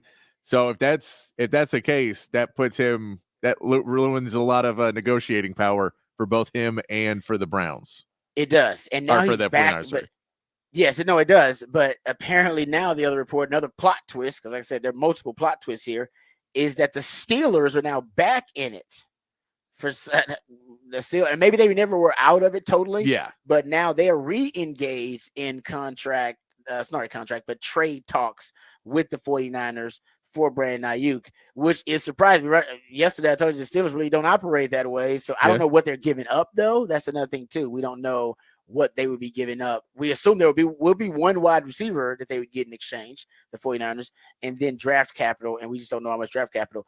But also, we assume the Steelers are going to pay, as Patrick just mentioned, top dollar, at least $30 million a year average annual salary for Brandon Ayuk, because I think that's what he wants. So I'm a little surprised by that, because that's not usually what how the Steelers operate. They're usually a team that has decided throughout the years, and maybe they want to change it up. Hey, we're going to draft at the wide receiver position. We're going to draft those guys in the second to middle rounds of the draft, and we won't overpay for wide receivers. We'll trade them. We'll move on from them. So this would be a little different. This is actually something the Steelers have not done in recent years. But Brandon Ayuk, they were one of the most active teams in trade talks even early on, when it was first reported that he could talk to other teams. Yeah. And apparently the Steelers have been really interested for a while. So. But that also throws in if it's George Pickens, great. I don't know who it is. That's great for the 49ers, because that guy can get separation. He's got the speed. He's a man beater. So that makes sense. Van Jefferson's their number 2, I think. Okay. I think everybody else is gone. I think they've let everybody else go. I got to go look at the Steelers roster right now and see. But I'm with you. It seems like it would be Pickens. I mean, he's the guy there. Yeah, but they give up. I wonder how much draft capital they give up. To me, it depends on the talented wide receiver you're getting in return about the draft capital. Yeah. If you're getting, like I said, the Amari Cooper thing, that I would settle for less draft capital if I was getting an Amari Cooper, a guy who's been number 1 for multiple teams. Pickens, young wide receiver like that with that kind of upside, that could be tremendous. Yeah. No, I mean, and that's what I'm saying. If you get that guy, but yeah, I don't know who else. Like, just looking at their depth chart, Van Jefferson's there, Calvin Austin III. That's their starters. Wes Watkins, Des Fitzpatrick. I mean, they don't have a lot of wide receivers on that roster. It's basically George Pickens and what. So I mean, maybe it's just they'll take the picks, and maybe it's at a certain point when negotiations are breaking down with everybody else. It's not like Kendrick Bourne was a number 1. So yeah, it's true, but oh man, Ricky Pearsall, he's got an injury already. He left practice with a shoulder injury. The first round pick they drafted their wide receiver this past year. He's dealing with an injury. I don't know. I think that I would look. That's regression to me. Well, if you don't get a receiver in exchange that can at least keep that one-on-one you need to win out there, can at least keep it a 50-50 proposition for you. And I don't think, man, right now, nobody on that roster other than, like I said, George Pickens. But that's the question: is do you trade for multiple picks and then take one of those picks and try and flip that into a wide receiver and trade with another team? Yeah, you could. I mean, because that's if you can't make the trade work out and you just can't make anything happen in the way you want, instead of taking on a receiver you don't want, trying to get another pick out of it and turn that into a wide receiver, maybe another path. You're just trying to think outside the box at a certain point to try and get what you need to get done. Yeah. I'm not sure about that's a good point. It could be. Man, it's because right now I wonder what the Browns how interested, how motivated they are. Because if I am the 49ers, and the 49ers don't control this, they just offer it up to Brandon Ayuk, who he decides, and I think that's what happened, like you said, in the deal with the Patriots. Once they started talking to Ayuk, and realizing what he wanted, the talks broke down between them. So really the 49ers don't have much room and leverage and power here. They just really have room to open up the trade talks to other teams. Yeah. But once they get the options available, it's on Ayuk to make the choice. I mean, they don't really hold the cards here. But man, that's regression to me. If they don't get an Amari Cooper type, or if they get Pickens, that would be great. But other than that, I'm going to say the 49ers got worse losing Ayuk. And there's still a chance they could keep him, but it's not likely. Shano did say that yesterday. There's a chance that we could keep him, but it's not very likely that he stays. No, I mean, the only way they keep him is if they shop him out to all these other teams, and basically every other team comes back and says, "You're a $25 million a year wide receiver. We're not paying you that, or we're going to pay you that, but you're getting no guaranteed money." And he realizes that his value has dropped enough that he's not in the ballpark. And now, what are you going to do? You can't hold out a season and say, "Well, no one wants me anyway." At what I want. No, I don't know how this is gonna. I don't know how it's gonna end though. It's very strange that the Steelers came back the way they did. And it's like if Brandon Ayuk goes to the Steelers, he really doesn't care who his quarterback is, really though. Like that didn't matter to him at all. The quarterback and the offense he played in. Yeah. Arthur Smith is the guy who's got a reputation that right now is a little shaky, and the quarterbacks there, Russell Wilson, who had a precipitous drop off as a franchise quarterback, and then Justin Fields, who's not really known as a quarterback that can stretch the field vertically. He doesn't care. He's like, "Give me my money. I want my money." Yeah. Period. No, and it is funny if you look at the wide receivers that we're talking about. So Brandon Ayuk is second in the NFL last year in yards on yards averaged reception at 17.9. Amari Cooper's third at 17.4. George Pickens is first at 18.1. Oh, so they got a type, huh? So if you saying that's where you're looking, all three of those guys are right in that ballpark of getting a lot of yards per reception. That's what you need. That's a great stat. That's a great nugget right there. That's exactly, I think that's exactly what the 49ers offense wants, that when they get that one-on-one, oh man, we can make them pay with shots vertically downfield. I love that. So number four is surprising. Number 4 is Noah Brown. Ooh. Interesting. Well, from CJ Stroud, the numbers we talked about. I get that. Stroud, he throws downfield, but you'd have thought it'd been Nico or something. Yeah, you would have thought Tank Dell, maybe something like that. Yeah, no Brown. He has way less receptions, but yes, no Brown. Man, that's interesting. No, Brandon Ayuk was, I'm telling you, for what the 49ers needed, he was really, really good. Like, yeah, that's why I'm telling you, if they don't get something, as you mentioned, just like Amari Cooper or George Pickens, somewhere on that level, guys, they're not going to be as good. That's regression. And if you couldn't beat Patrick Mahomes and the Kansas City Chiefs with that team last year, you can't afford to regress. You can't afford to lose anything because you're really, really close. But the Kansas City Chiefs, I think, got better. That's with the wide receiver core now being improved, the argument can be made they got better.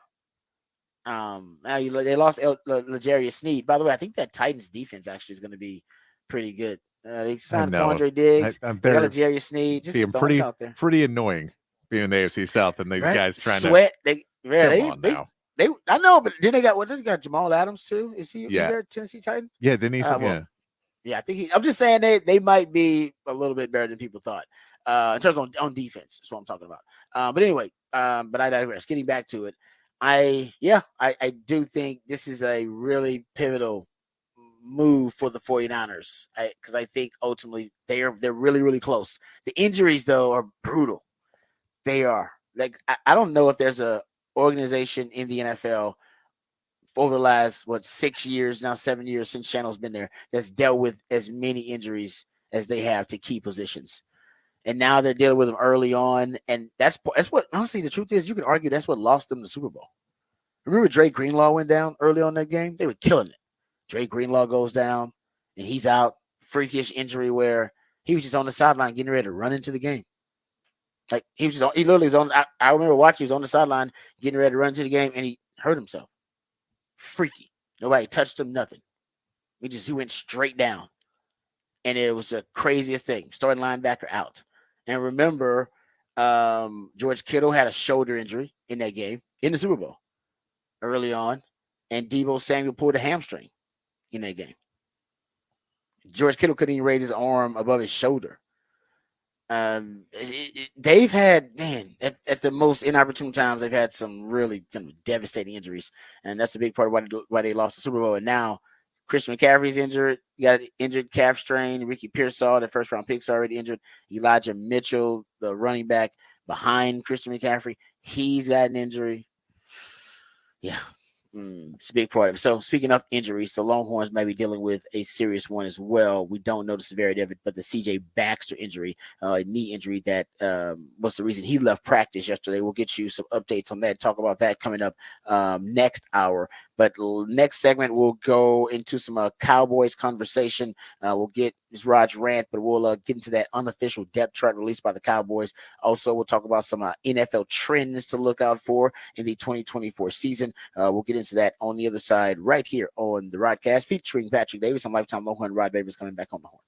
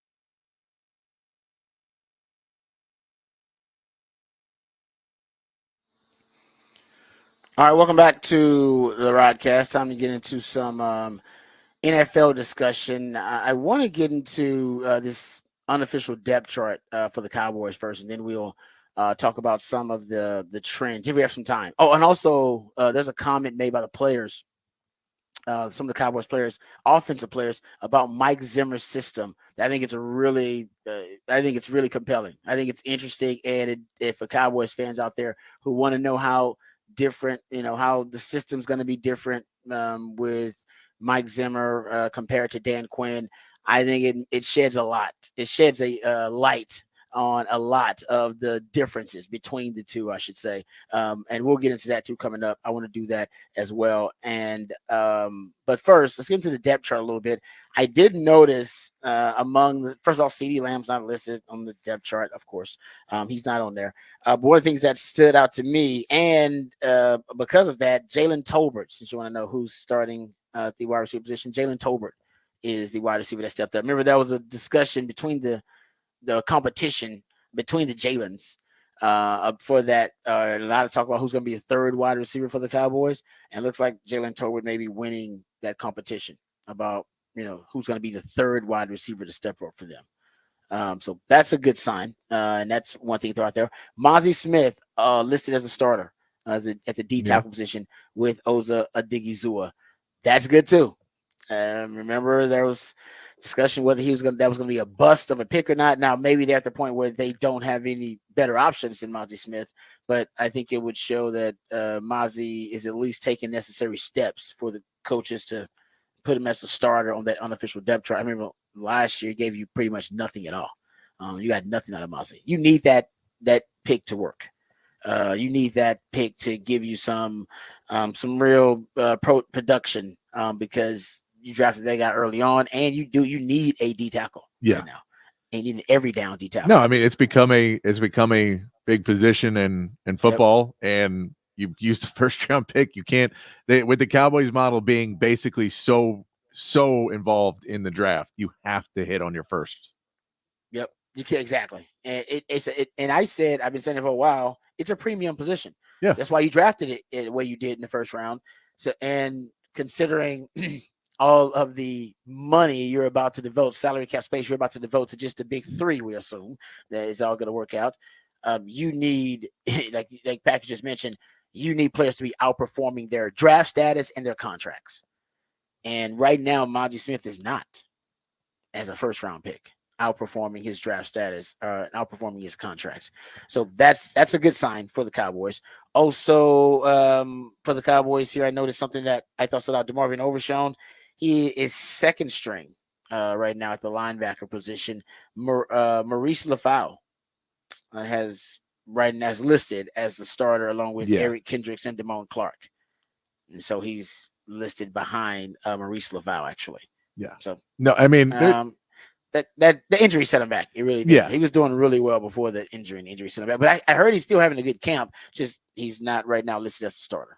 No. And we can look over, if you look at the running back on this depth chart, Zeke is getting the start at running back.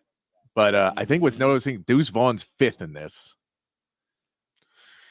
Yeah, I haven't heard much about Deuce actually at all. But this is not going well that he's going to make this roster. He'll be he's fifth on that. He's third on both kick returner and punt returner. And you need to see him at least somewhere a little bit higher than any of that to make me believe that he's actually going to, when you really need help, and he just wasn't able to stay on the field last year, or, just not play well enough to be on the field last year, that he may need a little bit more time. He'll be on the practice squad and be able to stay around and see if he can build himself up. But that seems right now it's Zeke, Dottle, Freeman, then Malik Davis, then Deuce Vaughn is where they're going with that one. Wow. Zeke as the starter. Yeah. I think they're just going off the name that they know. I can't imagine Zeke is that much better than Rico Dowdle right now. I could see him starting and not finishing out a series. You know what I mean? Like he could start in. No, it's going to be a committee. He's already said it's going to be a committee. I think honestly they're doing that for Zeke's ego too, because like I said, all the metrics from last season tell you that Rico Dowdle actually is a better option as a running back than Zeke. But we'll see. I haven't heard much about separation between those running backs at camp, and Zeke, at least, all those guys know the system. Zeke's not that far removed, so those guys still had familiarity with the system and know it. And maybe Zeke is looking better than ever, but Rico Dowdle right now is a better runner for them, in my opinion. And then offensive line. Yeah, is that where you're going? Yeah. Yeah. We're going in the same place. Offensive line. You do have Terrence Steele at right tackle here. Zach Martin at the right guard. Brock Hoffman is listed here as the starting center. Cooper Beebe behind him. Tyler Smith listed at left guard, and Chuma Idoga is listed as his left tackle here, and Tyler Guyton listed behind him, the first round pick for the Cowboys. I just think that's a matter of time. I mean, that's just they'll BB and Guyton are supposed to be in yes. that. Yeah, they're supposed to take over those. Yes, and BB, yeah, and remember BB just played guard and at Kansas State, and he was great, one of the best guards in the country. If he doesn't work out at center, they'll just move him to guard. But I believe they think he's going to transition into center pretty well, and when he's ready, he'll usurp Brock Hoffman as well. So you'll get an upgrade on the old line with your first round pick and your what's could be a third round pick. I think so, yeah, because second round pick was Nealon. Nealon, Marshawn Nealon. Right. The edge rusher who, speaking of, this might as well just throw that out there. He right now, Marshawn Nealon is listed third. Actually. He's third, but he's behind Sam Williams, who's hurt. Yes. So yeah, that's true. So he's technically third, but he's second. He's second. They have Sam. You're right. Good point. They have Sam. They have Micah, Sam, and then Marshawn Nealon. So Marshawn Nealon will be second on the second team. So the only thing concerning to me looking at this is maybe the running back position. As always, you just don't have any depth at all there at running back. But I think the defense actually is going to be better than people think. I think the defense actually, just looking at the depth chart right here, you don't have the depth on the D line that I'd like. I think that may be your biggest concern. A lot of unproven commodities behind because you lost Sam Williams. So now your backup D line is Chauncey Golston, Carl Davis, Fihoko. Sam Williams is hurt. Marshawn Nealon, a rookie. Yeah. Justin Rogers. You have like their D line depth is not great. Just the way they are listed, it just feels like I don't get like why would you put Sam Williams and Marshawn Nealon both behind Micah Parsons and not behind Lawrence? I don't get that at all, but that's just I feel like they do that just to mess with us. I don't know. Yeah, and because that Zimmer system may be different too. That's a great point. I don't know. But like I said, the starters on defense, I think the defense is going to be great. I am a little worried about the depth, though. I think the secondary actually has some decent depth. Their linebacker core has good depth, too. DeMarvin Overshown, Damian Wilson. But I'm worried about the D-line depth. That's one of my concerns. And running back depth. D-line depth, running back depth. Wide receiver, you'll be okay as soon as CeeDee Lamb comes back. I mean, wide receiver will be fine. Yeah. But yeah, I guess Jalen Tolbert won the third wide receiver spot too. Yeah, he must have because he's listed as number one guy. I mean, that was a competition between he and Jalen. Jalen Brooks and Jalen Cooper. All the Jalens. Yes, Jalen Brooks is the other one. Where's Jalen Brooks on here? Jalen Brooks is up there behind CeeDee Lamb at that top wide receiver spot. Okay, yeah, you're right. Yeah, and Tyron Billy Johnson. Why'd they put? Yeah, that's weird that they put CeeDee Lamb up there. They just put everybody on there because they put Sam Williams on this thing. He was hurt before this came out. Yeah, they put this came out yesterday, and it says it says on it as of August 6th. It says as of August 6th, and Sam Williams is already out for the season by that point. So I don't know. I think they just wanted to put this out of who everybody's on it and everything's good and nobody else reading the other news and it will be fine. But okay. No, exactly. Obviously, it's not like a lot of detail into it, yeah. So they're not thinking that much detail into it. But yeah, so interesting. There you go. That's some nuggets, some little highlights from the Cowboys' unofficial depth chart that was released. Here's a comment that was made by one of the players, some of the offensive players that I thought was pretty intriguing. So they were essentially discussing Mike Zimmer's system, and they were asking the players, what was the difference between the Dan Quinn system and Mike Zimmer system, and they were asking some of the offensive guys about this.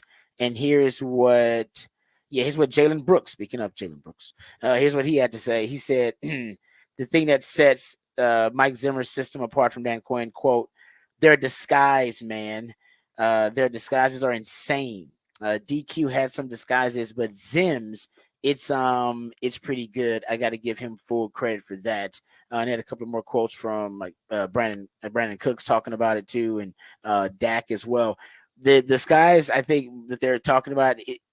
Basically, Zimmer is famous for his simulated pressures. They used to call him simulated pressures because that was like kind of one of his go-to concepts. And a simulated pressure, we've talked about it. Texas, when we talk about Texas football, essentially looks like a blitz, smells like a blitz, feels like a blitz, walks like a blitz, talks like a blitz, but it's not a blitz. All right, just want you to make you think it's a blitz, but you're really rushing 3 or 4 guys, and a blitz is 5 or more guys. And but you want it to seem like a blitz. So you got guys on the edges, you got guys faking like they're coming, you mugging the A gap. And his famous simulated pressure is when he would double mug. It's a double mug pressure, and he's got 2 linebackers mugging the A gap on each side of the center. And this is going to essentially the Ford that kind of double mug. It's going to force certain pass protection adjustments. And then you can manipulate the matchups as a defensive coach. You can kind of manipulate the matchups and where you want and who you want to have matched up based on that pressure package, however you want to do it. So he's going to mug. And by the way, sometimes those mug linebackers, they're coming. And sometimes it is a blitz, but you never know. He's going to put those linebackers mugging the A gap. He's going to line up probably 6 or 7 guys, or what I call those ghost fronts, all aligned, all right, across the line of scrimmage with the double mug A gap, and then force you as a quarterback to adjust your protection. And if you adjust to a blitz protection and it is a blitz, then great, good for you. But if you adjust to a blitz pressure and it's not a blitz, then you're probably going to throw into a numbers disadvantage because they're going to drop 8, drop 7, and only rush 4. And you could be thrown right into where that guy's dropping in your hot route, which is also part of the aligning and marrying the coverage with the pressure. That you say, all right, we're going to guess that he's going to throw it when we bring this pressure from this angle, from this gap. And if we hit home, he's going to get rid of it to this receiver based on our research and game planning. When he faces those types of pressure with this protection, the hot route is the slot, or the hot route is the flare route, whatever it is. And we're going to drop our defender right there into that passing window. And guessing he's going to throw. And if he guesses right, then you better hope your quarterback has that fire, what do you call that, fighter pilot reaction, that he can either hold onto the ball or throw it away. Because if he's already got his mind predetermined that that's my hot and it's going to be open, and he drops right into that lane, it's going to be an interception or a batted pass, something like that. So that's the mind games that he plays in terms of his disguise, and that's just one of his simulated pressures, but probably the one he's most famous for, where he'll align all those guys up across the board, and the quarterbacks has to really kind of guess and figure out what the protection is going to be based on really however they align that pressure package. And Zimmer's really good at it. That's probably what's his claim to fame, if you will. So Cowboys, that's probably what they're talking about. And they're talking about the disguises and why the receivers think it's crazy, because the receivers like, oh, hot route. All right, I know my sight adjustment is I got to run this route because they're bringing the pressure, and then it's not that at all. And then they realize like, oh man, I'm covered up. My hot route, I was running the quick out route, but there's a guy right there in that window, and that's why it's. And so they got to figure out when they're actually blitzing, when they're actually dropping, when it's a simulated pressure, when it's not, and that's really fun. But first, you got to stop the run to get there, which Zimmer's really good on too. Zim's defense are pretty stable. That's what he does in passing situations usually, when he can get creative. But he's better and will be better as a defensive play caller in straight up run situations on early downs too, which for Dan Quinn, his disguise was basically built on hybridism. There was a lot of pre-snap shell disguise with the safeties, rotating the safeties pre and post snap. But the reason he could do that is because he played 3 safeties. So that in itself is a disguise. To me, it is a disguise because not a lot of teams play what they call that big nickel. And when you play 3 safeties, one of them is probably going to end up with linebacker responsibilities at linebacker depth, and you can play with which one of those safeties is going to be. And the quarterback never really knows. And sometimes you can bring a guy down, rotate him all the way back up to the post, and bring the post safety all the way back down to the box, changing the box count and also changing the pre-snap look and the post-snap look for the quarterback. So Dan Quinn's was more, it was more built in, it was more baked in with the personnel groupings. Like Micah was a hybrid player, so you could use Micah disguise, put him at the linebacker position, bump him down to the defensive line, run a game or a twist and a stunt from the linebacker position with him. It was more baked in. With Zimmer, it's going to be more deliberate and intentional, the disguise. As with Dan Quinn, like I said, it was just, that's just the nature of the construction of the defense. It was built with hybrids. He wanted a lot of sub packages, a lot of DBs on the field. DBs by nature, when the back end, you know, they shift and they move more than the front seven guys do, because we just have more room to do it. And you could play with the quarterback's view and his pre-snap a lot more as a secondary player, right? Because that's what he's looking at. He's looking at the safeties, and they are used more in that disguise. But I think for Dan Quinn, he wasn't necessarily intentionally trying to disguise it. I just think his system was oftentimes for quarterbacks perplexing to figure out. And like I said, that was intentional, but that was just based on liking hybrids, loving sub packages, using three safeties more than anybody else. You know, that was part of it why it was confusing for quarterbacks. But Zim, although more traditional, when it comes passing down, Zim's gonna get funky and crazy and confusing and a little exotic with some of those looks. And I think that's what the guys are discussing. All right, we come back. We'll get into what the facts, what the stats on the other side, discuss some of the wild stats I have from the NFL. Actually got some NFL news, notes, and nuggets. We'll share those. And we also got some Olympic stats we'll share on the other side too. All that and more right here on the Rodcast featuring Patrick Davis. I'm Lifetime Longhorn. Rod Babers coming back on the horn.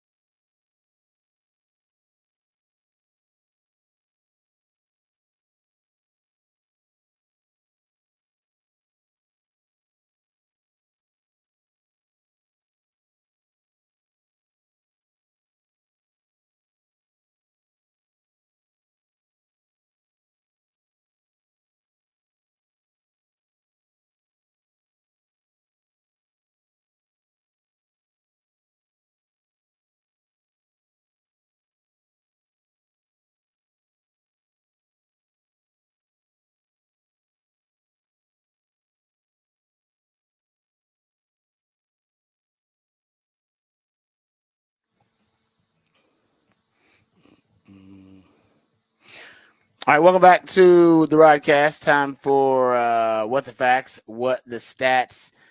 We haven't gotten into these, but since they are actually what the facts, what the stats, we can get into them just really quickly here before I give you a couple of stats. The watch lists are out. We talked about the Doak Walker Award watch list. Longhorns had 2 players on it, Jaden Blue and also Cedric Baxter. I believe they were the only school with 2 players on the Doak Walker Award watch list. But some other ones, because these keep coming out. Lou Groza Award watch list came out, so Bert Auburn got some love there. My man Jaden Blue actually made the Paul Hornig Award watch list, which is the most versatile player in college football. We talked about a little bit, but Jay Barron and Anthony Hill are on the Nagurski Award watch list. Kelvin Banks with the Outland Trophy Award watch list, and you have Quinn Ewers with the Maxwell Award watch list, and also he made the Walter Camp Award watch list, I believe it is, from my man Quinn Ewers. So some of these award watches coming out. I still think you'll have the Thorpe and the Bolitnikov. I want to see if the Texas will have some a DB. Looks like Jay Barron could be one of those guys that makes that, and the Bolitnikov will be interesting too. Look at how deep Texas is at wide receiver. You know, you could have one of those guys. Maybe you could have 2 guys on that Bolitnikov Award watch list for University of Texas. So we'll keep you updated with those and what the facts, what the stats. How about this one? I was looking at doing some NFL research, getting ready for the season, doing a little deep dive, and that 2023 Packers team. How about this one? They were the youngest team to make the playoffs since 1978. Crazy. Like, I didn't realize they were that young. I knew they were a young team, but I didn't realize they were the youngest team basically to make the playoffs in the NFL since 1978. So that's why they're so excited about the Packers and what's possible, because essentially they're way ahead of schedule with that team and with that group, considering what they did last year. Sorry, Cowboys fans. I know that probably hit you. That hit you a little in the feels right there. Did not mean to do that. That was not considered a shot at Cowboys fans. Just a little nugget that I wanted to share. I just realized that Cowboys fans probably like, we don't want to hear that. But yeah, no, that was it was amazing. I didn't realize that at all. Another factoid here. Let's say I was talking about that Titans defense. Okay, so here's the guys they brought in, the defensive additions just this offseason. L'Jarius Sneed, best bumper run corner in the game.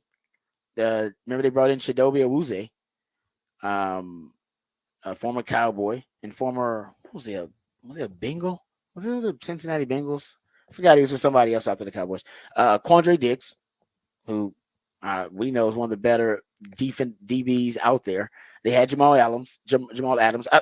I wouldn't have brought in Jamal Adams. Jamal Adams is basically a linebacker. It made us what they want, but he's not a coverage safety at all. He's a liability in coverage. They got Kenneth Murray. Remember the linebacker Kenneth Murray, who was with was he with the Chargers? I think at one time. They got him. They got D tackle Sebastian Joseph Day. They drafted Tavondre Sweat. They made some moves. Just throwing it out there as a Texans fan, paying attention. The Titans defense, it may not be the offense may be a joke, but the defense won't be one. That defense can go. All right, another factoid here. What the facts, what the stats. All right, let's look at, and some people have been dropping some of these fantasy numbers about the productivity, individual productivity for the 49ers with Brandon Ayuk out, whenever Brandon Ayuk misses time and when he's out. Deebo Samuel's, at least fantasy nerds are saying that Deebo Samuel probably stands to gain the most if Brandon Ayuk is out, because his numbers have just been inflated. Whenever Brandon Ayuk is out, it seems like Deebo Samuel is usually the beneficiary of it. Yards per route run. So the yards per route run leaders in the NFL. Just to give you perspective. CeeDee Lamb's at 2.80. He's an all-pro. Justin Jefferson, 2.91. Brandon Ayuk, 3.06. Nico Collins, 3.11. Tyreek Hill, 3.85. Those are basically some of the best receivers in the league. So you see where their yards per route run is. When Brandon Ayuk is not on the field, when Deebo Samuel is he's the number one guy without Brandon Ayuk on the field, his yards per route run is 5.18. Tyreek Hill is a leader, is NFL leader in yards per route run at 3.85. So when Brandon Ayuk leaves, buy Deebo stock.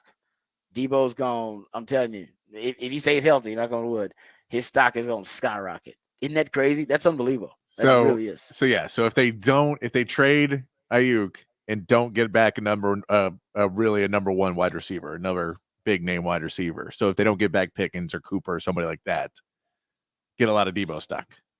Deebo, you're right. I still think because you're right. It's without that presence over there. Yeah. So if they don't get that guy that can basically the man beater, they need that. He needs that man beater. If you don't have that man beater, then invest in Deebo stock. How about this? Deebo Samuel, he's run 182 routes with Brandon Ayuk off the field since they drafted Ayuk. His target rate per route run, 37%. His catch rate, 74%. Yards per route run, we just gave that to you. 17, and his yards per catch is 17.2 yards per catch for Deebo when Ayuk is off the field. So I don't know. Deebo stands to, at least in terms of usage and targets, he stands to benefit the most, or at least the fantasy guys who invest in Deebo, they stand to benefit the most. All right. So there you go. So what the facts, what the stats. We come back. We'll get into the unfortunate news of the CJ Baxter injury. Hopefully, I think we're all hoping that it is not a very serious one, but we'll talk about that and what it means for Texas football. We'll also get into some Texas football discussion, go behind the Burnage curtain, the SEC making injury reports mandatory for every program in the SEC. We'll talk about what that means, all of that and more right here on the Rodcast, featuring Patrick Davis on Lifetime Longhorn. Rod Babers coming back on the horn.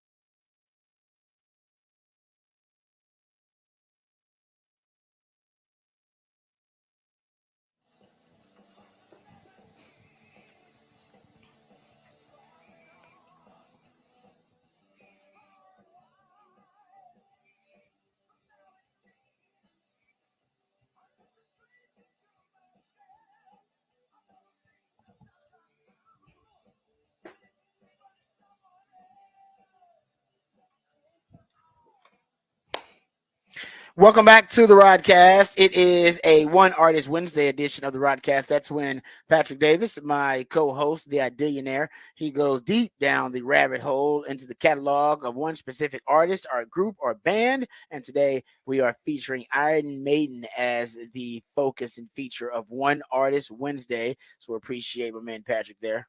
There you go. Man, it's a little softer than. Yeah. Yeah. I mean, it's not. So It's not, they got varying degrees of their metal. yeah, and I mean, But it's not yes. like they're not what metal is like. Metal now, where it's a lot more screaming and yelling, Yeah. and Okay. a lot more Yeah. riff bass. There's a lot of good. Iron Maiden's awesome. They're an Yeah. awesome No, band. I'm noticing that. Yeah, because the first one you played, I was like, wow, that's pretty hardcore. Then the rest of them have been more varying degrees of it. Yeah, and you can also tell like all the lyrics are all very grandiose and telling stories of ancient lore and I stuff. have noticed that. Like so the first song was The Number of the Beast. It starts like a 30-second intro of reading about the number of the beast. Yeah, it was intense. It's intense. That was intense. That was intense.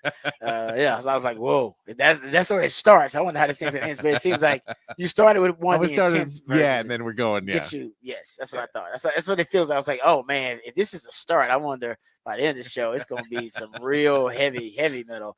But no, I'm gonna say I've actually enjoyed a couple of the joints. So I will admit that I'm not a huge Iron Maiden fan. So it's one of my first real introductions to trying to it's just spread out and play different stuff, diversify our one artist Wednesdays. Oh yeah, no, we haven't done this genre at all. I don't think. No, not heavy. Right? I mean, because we've done metal. We did Van Halen, I think. You did some metal, but you haven't done this heavy with it. Yeah. Is there a genre we haven't? No, a popular genre we haven't done.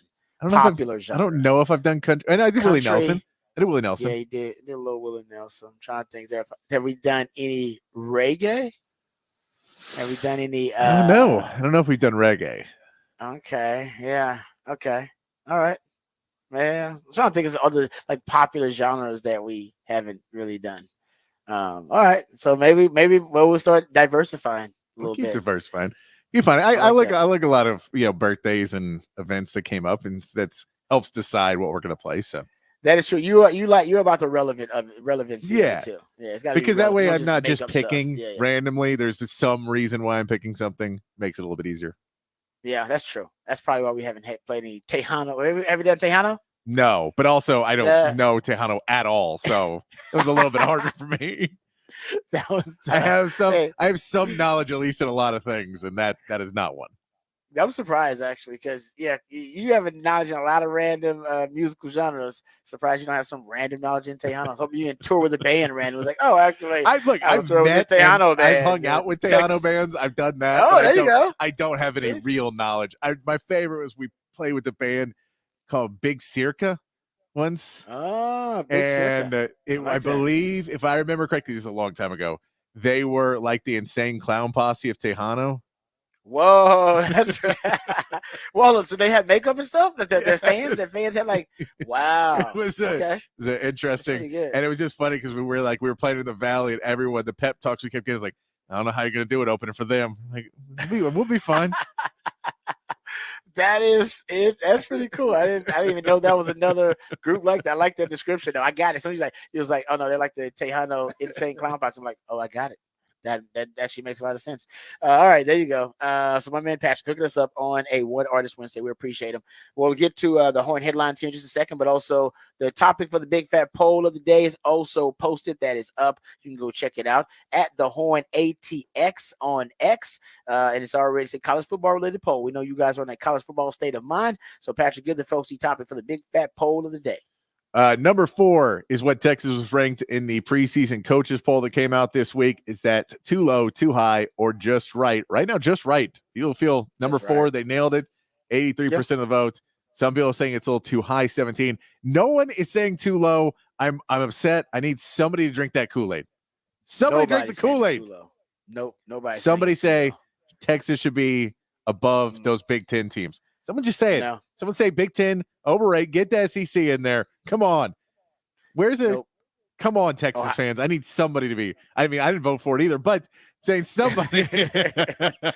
No, because I think people believe Ohio State, talent-wise, they're one of the few teams that may have or have just as much, if not more, talent than Texas. Georgia does. This may be Georgia's best team. And the dude's won back-to-back national titles, and they're saying this is his best team. I'm like, that's a scary thought. And then Oregon. I mean, Oregon's been recruiting like gangbusters. I don't know if Oregon has more talent than Texas or anything, but I feel like that I would give them the edge over Texas right now in the poll, only because I feel like Texas just got to this party. And I'm not saying Texas. I think Texas is going to stay here for a while, like competing in the college football playoff year after year, top 5 team, that kind of thing. And Oregon's been here, at least recently. They've been here a little bit more and had more success. Texas last year, that was the first time Texas had success. Well, we had 2018, I guess. You had a double-digit win season. But you've had 2 double-digit win seasons right in the last 10 and a half years. So, I think Oregon, in terms of just them being more of a contender, they've been relevant more often recently than Texas has. Yeah. So I think that's why I'll give them a little bit of the edge there, just a little bit of the edge, but not much. I think Texas. If you would have made Texas 3, you would have made that argument. I would go there with you. I'd go, okay, only Georgia and Ohio State are better, but that's about it. Texas is a top 5 team. The lowest they could have been was 5, and I don't know who you would have put ahead of them. Maybe Bama, maybe Bama ahead of them I gotta go look and see who's 4 on that coaches poll that was just released. But maybe it's Bama, maybe it's I'm trying to think who else. Nobody's that high. Like I said, Penn State never wins a big game, so nobody trusts Penn State. You could go Michigan. Michigan lost their entire offense. Like, can't go Michigan either. And Bama losing Nick Saban. I think people, even though people really, I love Kalen DeBoer, and Kalen DeBoer's 2-0 versus Sark, and he's a hell of a coach. You could argue he's a better coach than Sark. I don't know if you could argue that program is better after losing the GOAT, Nick Saban. Yeah. 5 is Alabama, 6 is Ole Miss. So I figure, if you want to argue, Notre Dame. I like Ole Miss. I like Ole Miss. I do. I don't know if I like them better than Texas. But they had a hell of a transfer portal acquisition cycle, if you will. Yeah, Michigan's the only other team other than Georgia, Ohio State, and Texas to get a first place vote. That's because of that defense. But they got nothing. I mean, it's nothing that they bring offensively. I guess they got the running back. I take that back. They got Edwards, but that's about it. Lost the entire offensive line. Lost the quarterback. Lost really the identity of the program and Harbaugh.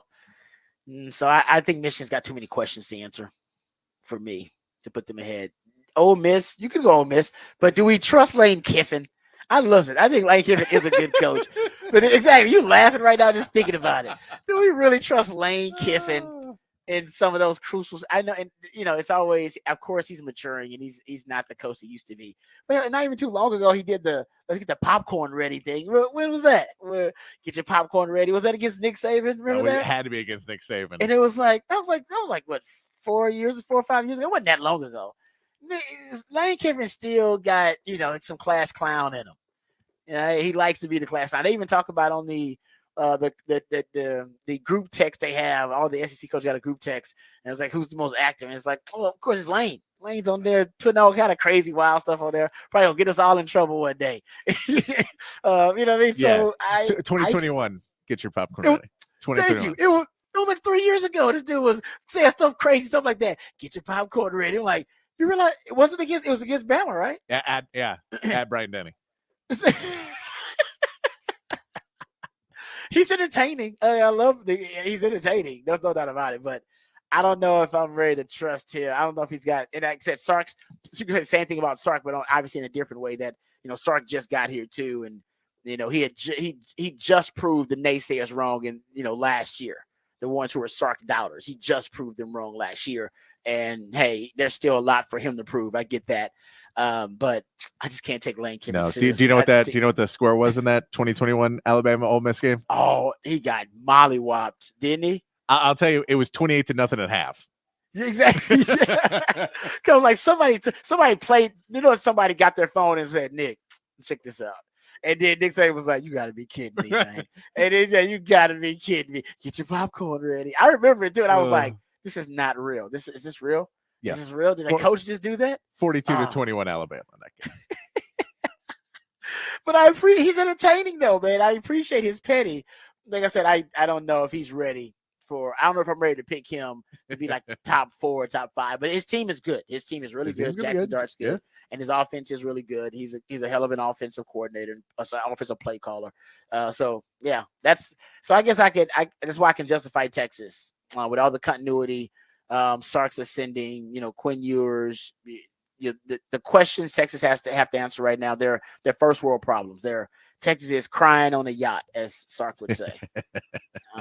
And I don't know if everybody, Bama's got probably the same kind of questions, but replacing Nick Saban that's a lot of pressure on the coach.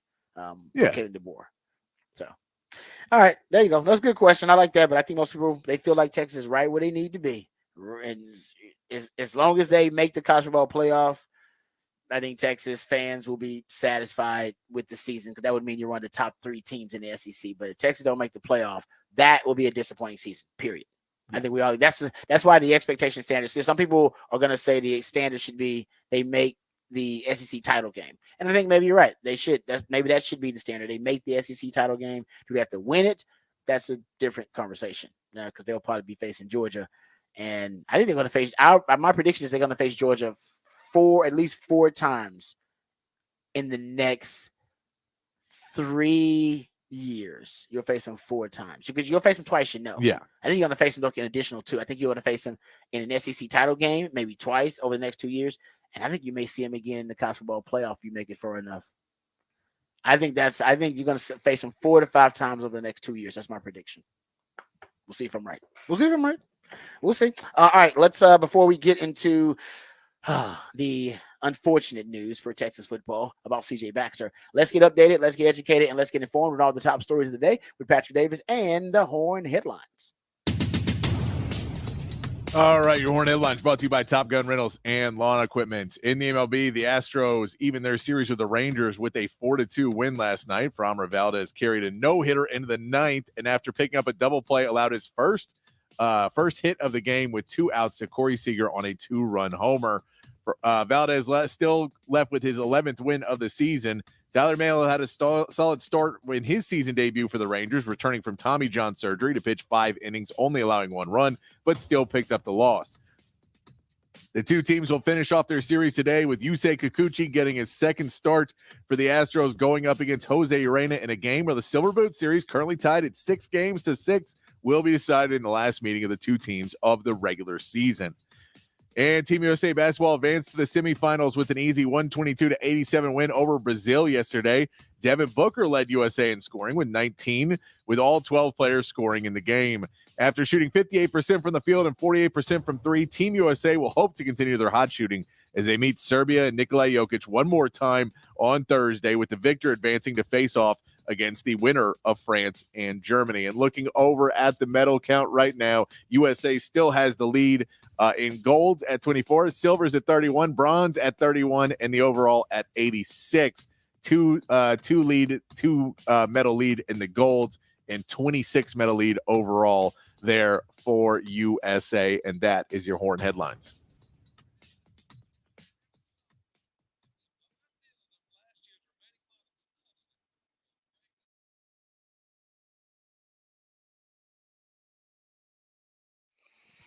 All right.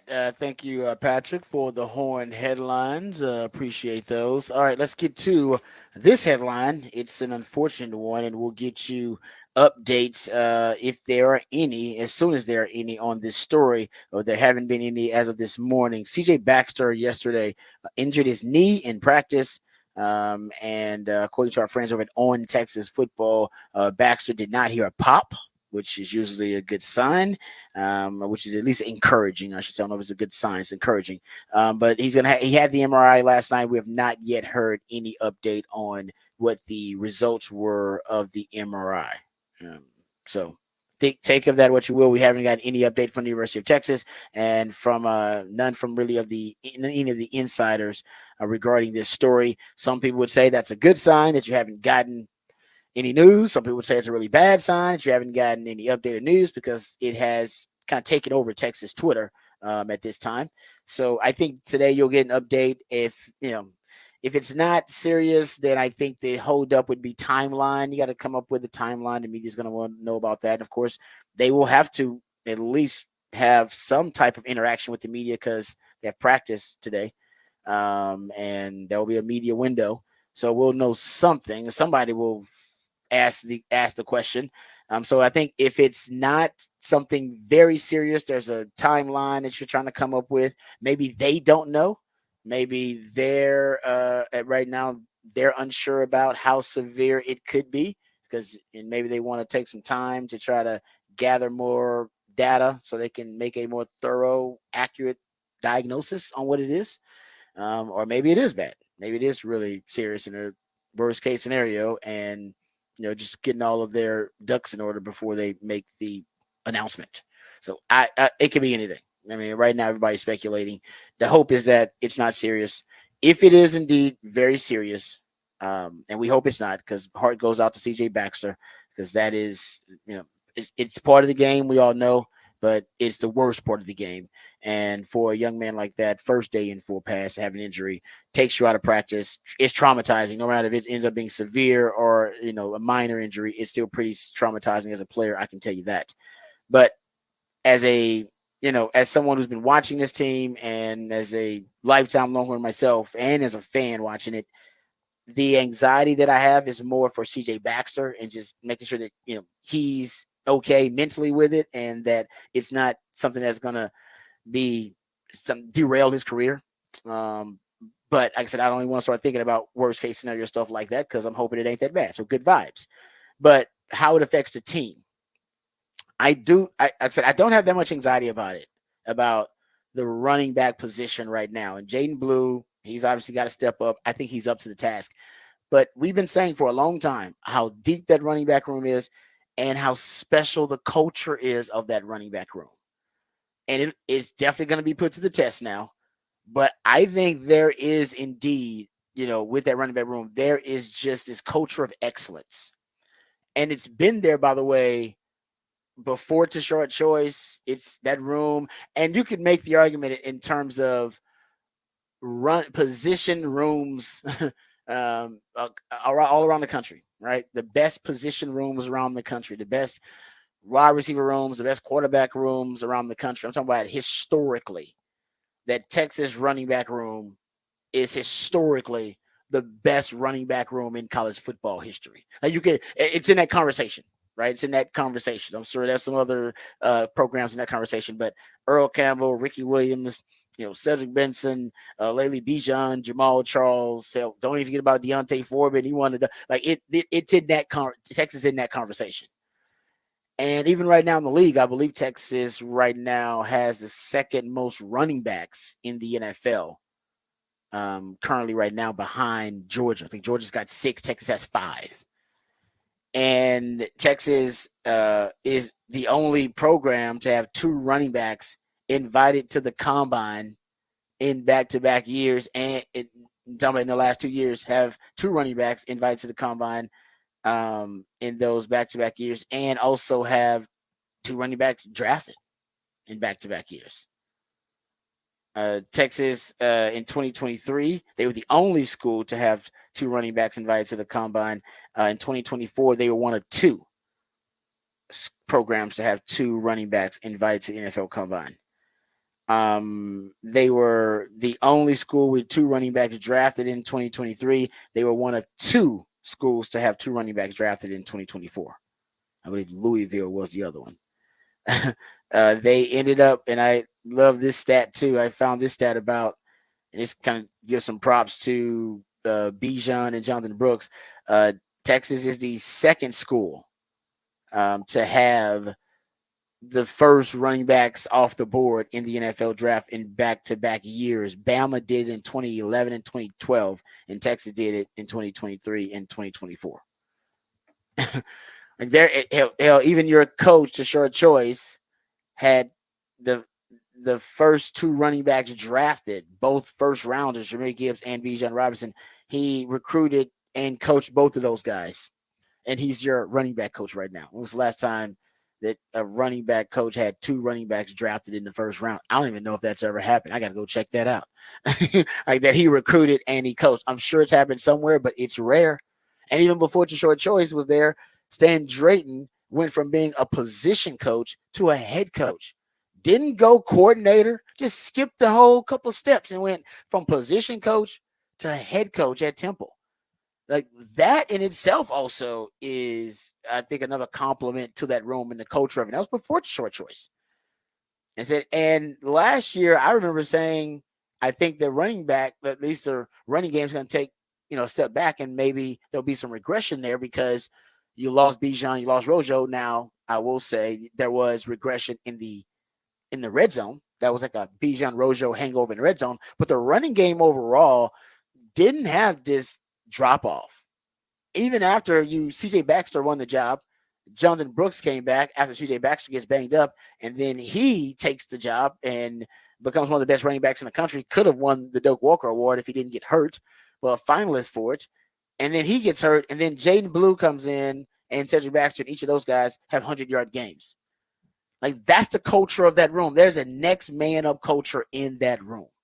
And we saw it was on display last year. There's no doubt about it. That was one of the best examples of it last season. And I think that you're going to have that same type of mentality, next man up, with this group. Now, whether it's, I don't know who it's going to be. We have no idea, but Jaden Blue's going to be your guy, but you need guys to step up. I got a lot of faith in that running back room. I would put the culture of the Texas running back room up against any position room in any program in the country. Historically, I would do it, and I would do it recently. Historically, I'll take Earl Campbell and Ricky Williams versus yours. Let's go. I'll take Sid Vincent and Jamal Charles and Bijan and I'll take mine versus yours. Yeah, you might be just as good. You ain't better. Might be just as good. You ain't better than that group. So, and then recently, I'll take Texas running backs too because of what they're doing recently. And that running back room. So I think it's up there with the Iowa tight end room. Right? I think Iowa's had 13 tight ends drafted since 2000. It's absurd. It's like, what is going on with the tight ends in Iowa? I don't know, but that's multiple coaches. That's, I see same head coach, but I'm talking about position coaches, multiple different position coaches, different offensive systems. Sometimes the offense just been terrible at Iowa. We know that, just a bad offense, but a good tight end. It's like that's the tight end room at Iowa. Ohio State's got that with wide receivers now. How many wide receivers they got in the league now? Marvin Harrison Jr. You just talked about Noah Brown. You know where he's from? Ohio State. Curtis Samuel, Chris Olave, Garrett Wilson, Jackson Smith, and Jigma. Loaded. All like wide receiver ones coming out of Ohio State. The defensive ends out of there, the Bosa brothers and Chase Young. They got that as a position. LSU's wide receivers, they got some good ones too. Justin Jefferson, Jamar Chase in the league. Was it Brian Thomas now and Malik Neighbors? So they're getting that reputation too. Notre Dame offensive linemen pretty kind of have that reputation in that culture. But Texas running back room has that culture too. Next man up. They're NFL players, third and fourth string in that room because they understand not only the history of it and the culture of it, but at the point they can now they're watching a lot of these other guys in here, multiple running backs, by the way, at Texas, be weaponized, maximized, and also be able to get drafted into the league. Guys, they're drafting fewer running backs in the league, period. They're drafting them later because they've been devalued, and they're drafting fewer of them, period, across the board. And Texas can now go into living rooms with running backs and say, yeah, man, we've had 2 drafts the last 2 years. They're drafting fewer running backs, but they're drafting more of ours. They're drafting fewer running backs. They're drafting more of ours. Yeah. Also, the top running back 2 years in a row, too. Yeah, they want our running backs. I agree. Everybody else's running backs, they've been devalued, not Texas running backs. That culture, I have faith in. I'm not gonna lie. So my anxiety is more about CJ Baxter and him, and his, really the trauma of it, and really where he is, kind of his mental health, dealing with everything. He's a warrior, and he's a hell of a running back. He's going to bounce back. I mean, modern technology. I just think it could be debilitating emotionally for a young guy like that. When you expect to be the starting running back and pretty much the heart and soul of the running game. But honestly, I don't have much anxiety about the productivity being replaced, the lost productivity. It's that running back room, man. It's good. The coach, you don't think Tashard Choice right now is stepping up his coaching? There's a sense of urgency in that room right now. I guarantee you. There's a pep talk. He probably, if it was worst case scenario, hopefully it's not, he probably already had that talk with the guys. They probably already got together. If I know Tashard Choice, like, let's go. it's go time, gentlemen. Right? We talk about the depth in this group. We talk about the grit of this group, the character of this group. It's already being put to the test. And I think they're going to pass it with flying colors.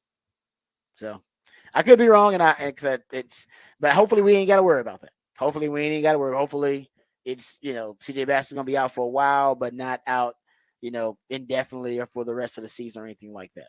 But we don't have any reports, and we don't know the severity of it, and we don't know the results of the MRI just yet. All we know is knee injury and left practice, which is scary enough. I mean, that's all. I mean, that's for football fans. You don't get much scarier than knee injury, left practice. That's all we got. And it's like, what? Huh? I got to go to sleep with that. I mean, I'm so long as I'm freaking out. So yeah, I mean, that's where we are. So I think you'll get some clarity later on today. No, I think we'll sooner rather than later we'll hear something about it. But yeah, hopefully, I mean, it feels like if it was something straightforward, we probably would have already heard. So I mean, let me put it this way: the same thing as if it was nothing, we would have heard. That if it was straightforward, done for the season, we would have heard. Maybe we're wrong on either one too, but it feels like either one of those we probably would have heard. So it may be something more complicated than that has a different timetable that they're trying to figure out.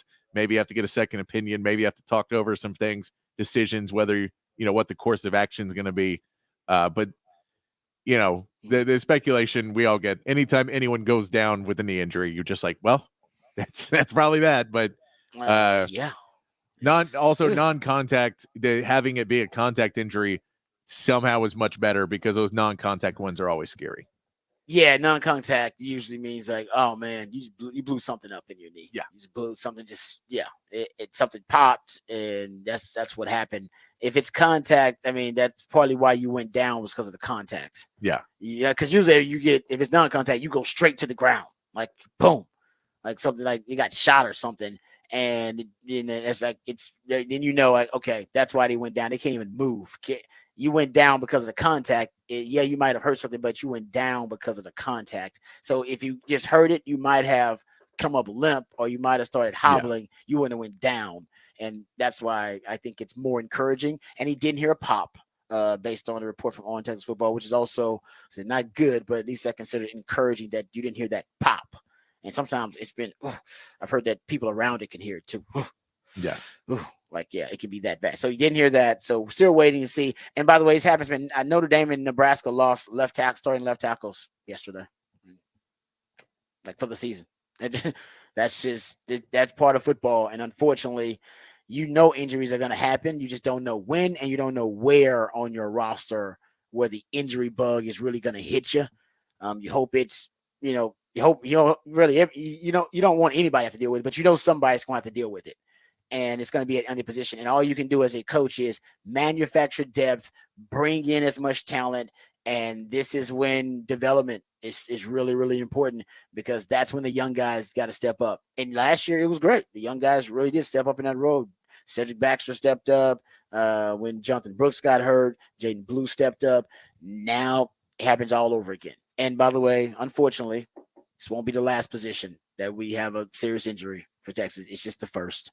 And the season's getting longer, as Sark mentioned, so you're going to have more injuries. that's just the reality of it. And that's why you want that talented depth. And Texas has depth, though. This is, we were talking about the Cowboys and no depth at running back. The Longhorns have depth at running back. They got depth at a lot of good positions. So when they do deal with these very unfortunate injuries, they got guys. They got dudes, and they got him at running back. It's just going to be some young guys that got to step up. And I think Sarko, he'll change up his approach too. I mean, as a coach, you're a problem solver. He may decide if it is a serious injury and CJ Baxter's going to be out for a while, you can always go more of a pass-oriented team on early downs. You have a veteran quarterback. You got a veteran O-line. So you can go with some high percentage screens, RPOs on early downs. So you don't have to be a team that really is devoted to the run on early downs. And maybe you don't want to wear down the running backs you have in case you don't have that depth. You probably won't play as much pony package, putting two tailbacks on the field at the same time if you only have two guys that you're rotating in and out. Trey Wisner, there's been a lot of talk about Trey Wisner in spring. A lot of talk about Trey Wisner so far this offseason and this training camp. Now those reports about how he has began to separate and he's looked better and better. Now we get to see that put to the test. How how ready is Trey Wisner to step into that role? Because if it's something serious, Trey Wisner's got to be that guy. Yeah, and So, I mean, you brought in 2 great recruits this year too. yeah, he did. So you there's depth. There's plenty of depth on this in this running back room. Yeah, I do. Christian Clark, Jerry Gibson. Yeah, both those guys are both really good recruits that you brought in. You'd like to give them a little bit of time to grow, but I mean, you put CJ Baxter in that moment last year, in that situation last year, and he sees the moment. Yeah, I'm with it. I mean, unfortunately, they probably won't have that much time to grow. You're gonna need one of those guys to be able to get not starter ready, to get ready to play significant snaps. Yeah, like just as a backup, whatever the role may be, because now it's even if it is serious, even more important for you to be judicious about how you rotate your 2 starting running backs or your 2 top running backs in Jaden Blue and Trey Wisner going forward. So if you are up in some games, or if there are insignificant snaps, those other guys need to be taking them, especially running back position, not Jaden Blue and Trey Wisner. So, but you in the SEC, you won't have too many of those. I'm not saying you, so I don't consider you blowing out opponents that much anyway. But if you are up big late in the game in the fourth quarter, and you only have Jaden Blue and Trey Wisner as your top running backs, then they need to be out of the game, and other young guys need to be in there. All right, let's come back. We'll get into some Texas football conversation. Go behind the Burners curtain. This Longhorn made the biggest freaks list in college football. Bruce Feldman has his annual freaks list, top 100 freakiest athletes in college football, and this Longhorn made the list, earned his way onto this list, in my opinion. We'll talk about that on the other side, right here on the Rodcast, featuring Patrick Davis on Lifetime Longhorn. Rod Davis coming back on the horn.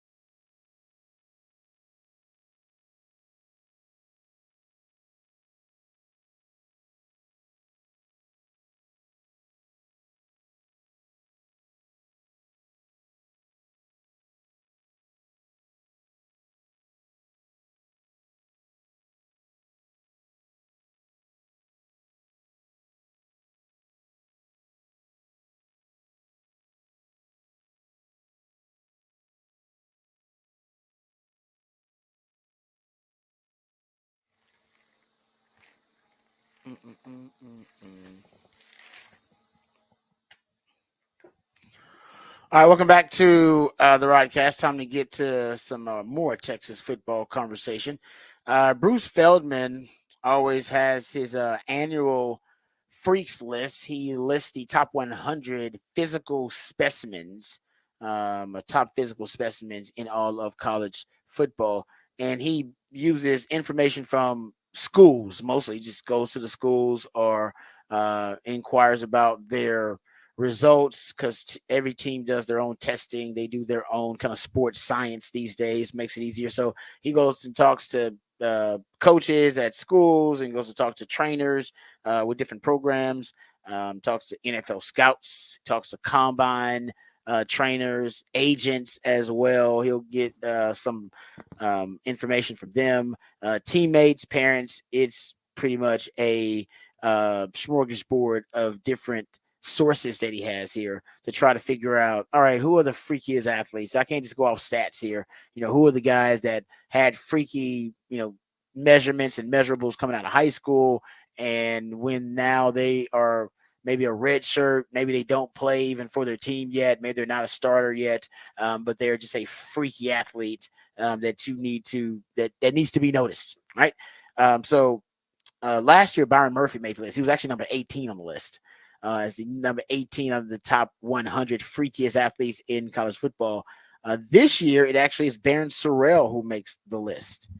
And he's at number 79 on Bruce Feldman's annual top 100 freakiest athletes in college football list. He says the 6'4", 260-pound senior clocked one of the fastest max velocity times of any D lineman in college football last fall when he hit 19.4 miles per hour during a game. Texas coaches are excited for Sorrell to take his game to another level after he had a terrific offseason. Sorrell bench pressed 425 pounds, squatted 575 pounds, and power cleaned 355 pounds. But coaches say the most impressive number is his explosive burst for his size. He consistently has registered 20 miles per hour on the catapult system. So they're saying consistently he reaches kind of that max speed of 20 miles per hour. It's a lot of that going on the 40 acres. I got to tell you, between Quinn and Arch, everybody's hitting 20 miles per hour max speed. So, but no, I actually believe it with Barron Sorrell. I saw him at practice when I went out there for the media window, and I saw him from the side, and I thought to myself, who is that? Because he looks like some Marvel character because he's transformed his body again. And then I saw him turn. I was like, oh, that's Barron Sorrell. He looks different. He does look like an NFL player. And based on the development he's had over the last 3 years, I don't know if I was ready to say that he was an NFL player when I first saw Barron Sorrell.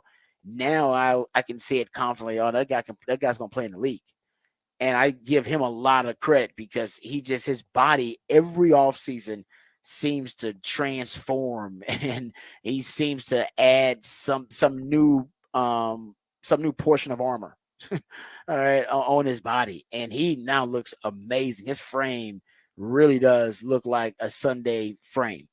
And I think only one thing is keeping him from having the Sunday skill set. I think he's a very capable run defender. I think he's a solid, consistent run defender. And I think he does reasonably well making plays as a pass rusher. But I think what is really keeping him from taking his pass rushing prowess to another level is his limited repertoire. Like I think he's limited in the pass rushing moves that he uses and executes. And I think he could use, 2-3 more moves as a pass rusher. I'm sure he's got a bit of a speed rush. He's got a bull rush. I like him to add spin move. I like him to add, a swim move. I'd like to see him add some things. And I think he's got it in his, there's no doubt he's capable of it. And I always say, I don't think he's a natural pass rusher. I don't think he's a naturally elite pass rusher. But that's okay. That's Trey Moore. Trey Moore is a naturally gifted pass rusher. He brings to the table some traits that Trey Moore just doesn't have, like his size, like his power, and his upper body strength. He can manhandle some folks. He really can. And I think, adding some pass rushing moves, I think that's what'll have scouts a little bit giddy about him. they're already going to be giddy because he's got some freakish measurables. But if you see him start to make some of those splash plays, force some of those negative plays because he's getting behind the line of scrimmage and he's just being a disruptive force behind the line of scrimmage, collapsing the pocket from that edge, I think that's what ultimately he needs to fill out his, skill set. He's pretty well rounded. And what I love about him, he's gotten better every year. Like I said, his first year, I would not have confidently said, looking at him, that guy's going to play on Sundays. Like there's some guys you look at as a freshman, you look at Ryan Wingo and say Ryan Wingo's going to play on Sundays. Yep, looks like I don't know what the pack's going to look like for him. Hopefully it's at Texas, but he might transfer to something else. But guy will probably end up playing on Sundays, right? You don't see that every player initially, and that's okay. Rod B probably didn't look like one either. And then my junior year, like, you know what? I think that guy can play on Sundays, right? So I think some guys you can identify it early, or you identified as a sophomore, or earlier on in their career. Like I said, but Barron Terrell, I think I'm just now confidently starting to get on the bandwagon. No, that guy's an NFL player. Yeah, and I said, don't know how it looks. Don't know when he's going to get. I remember when I said about Colin Johnson, I was like, yeah, I don't know when he's going to get drafted, if he'll be drafted, but he's an NFL player. I said about Jay Witt, I was like, yeah, he can play on Sundays. I just don't know how it's going to look because his injuries and everything. I was like, yeah, but he's got the skills because you don't always control the situation you end up in the NFL. And then injuries become a big part of it. There's a lot of things that are outside your control. You need a little bit of luck. But you can see if a guy's got that kind of ceiling. He's got that kind of upside. And now I see it with Barron Terrell. Didn't see it 2 years ago. Now I clearly see it. And so good. And that's props to him. Like Christian Jones was like that. I saw Christian Jones first time. I was like, I don't know if that guy's going to keep his job, let alone get a job in the league. I don't know if he's going to keep his starting job at Texas. But every year, he got better. Every year got a little bit better. Every year kept cultivating the skill set. And then you look up his senior year and they're like, yeah, he's a late round pick. Oh, yeah, he's a mid round pick. And you're like, what? When did that happen? And the guy just kept getting better. And what happens, I can tell you what happens actually, especially to a guy like Christian Jones. He earns the starting job, right? He gets the starting job mostly because Texas just didn't have a lot of depth at that position. He was the best they had available. But then out of determination, because he's got, some of that dog in him, they start to upgrade talent in that offense, in that room, right? On the offensive line, upgrade talent. And he sees it, by the way. Oh, you can't help but see it. Right? It's right next to you. They are bringing in guys to take your job. It's your first lesson in football. They're for high-level football outside of high school. In some high schools, they do it too, Westlake and Lake Travis. But they are bringing in somebody to take your job, period. Need to learn. And it's all about how you respond to it. That's every level. I always say everybody watch the NFL draft thinking the same thing. I hope my team gets better. I just hope they don't draft my position. Because when they draft your position, especially mid and early on, they bring them in to take your job. They want cheaper and they want better. And that's okay. That's a part of the game. Now, that's going to do two things for you. You're either going to, let that competition overwhelm you, and those guys who may even have higher upsides than you. They may even have more well-rounded skill sets than you. They may be better. They may be faster than you. Maybe bigger than you. It's okay. All right. Are you going to, fold in the face of that competition, or is that competition going to bring out the best in you? That's the dog. The dog is like, oh, okay, yeah, these guys are bigger than me. Hey, they got longer arms than I do. They're faster than me. Don't make them better football players, though. None of that makes you a better football player. All that means is that they got a lot of potential coming into that room. And I experienced the same thing when I was a DB. They brought Michael Huff in there. They brought Nathan Vasher in there. They brought Cedric Griffin. You don't think you hear my football analysis? You don't think I do? Higher upside guys, better skill sets. Honestly, in the long run, we'll be better football players. But right now, this is my job. And he brought out the dog in me, brought the best in me.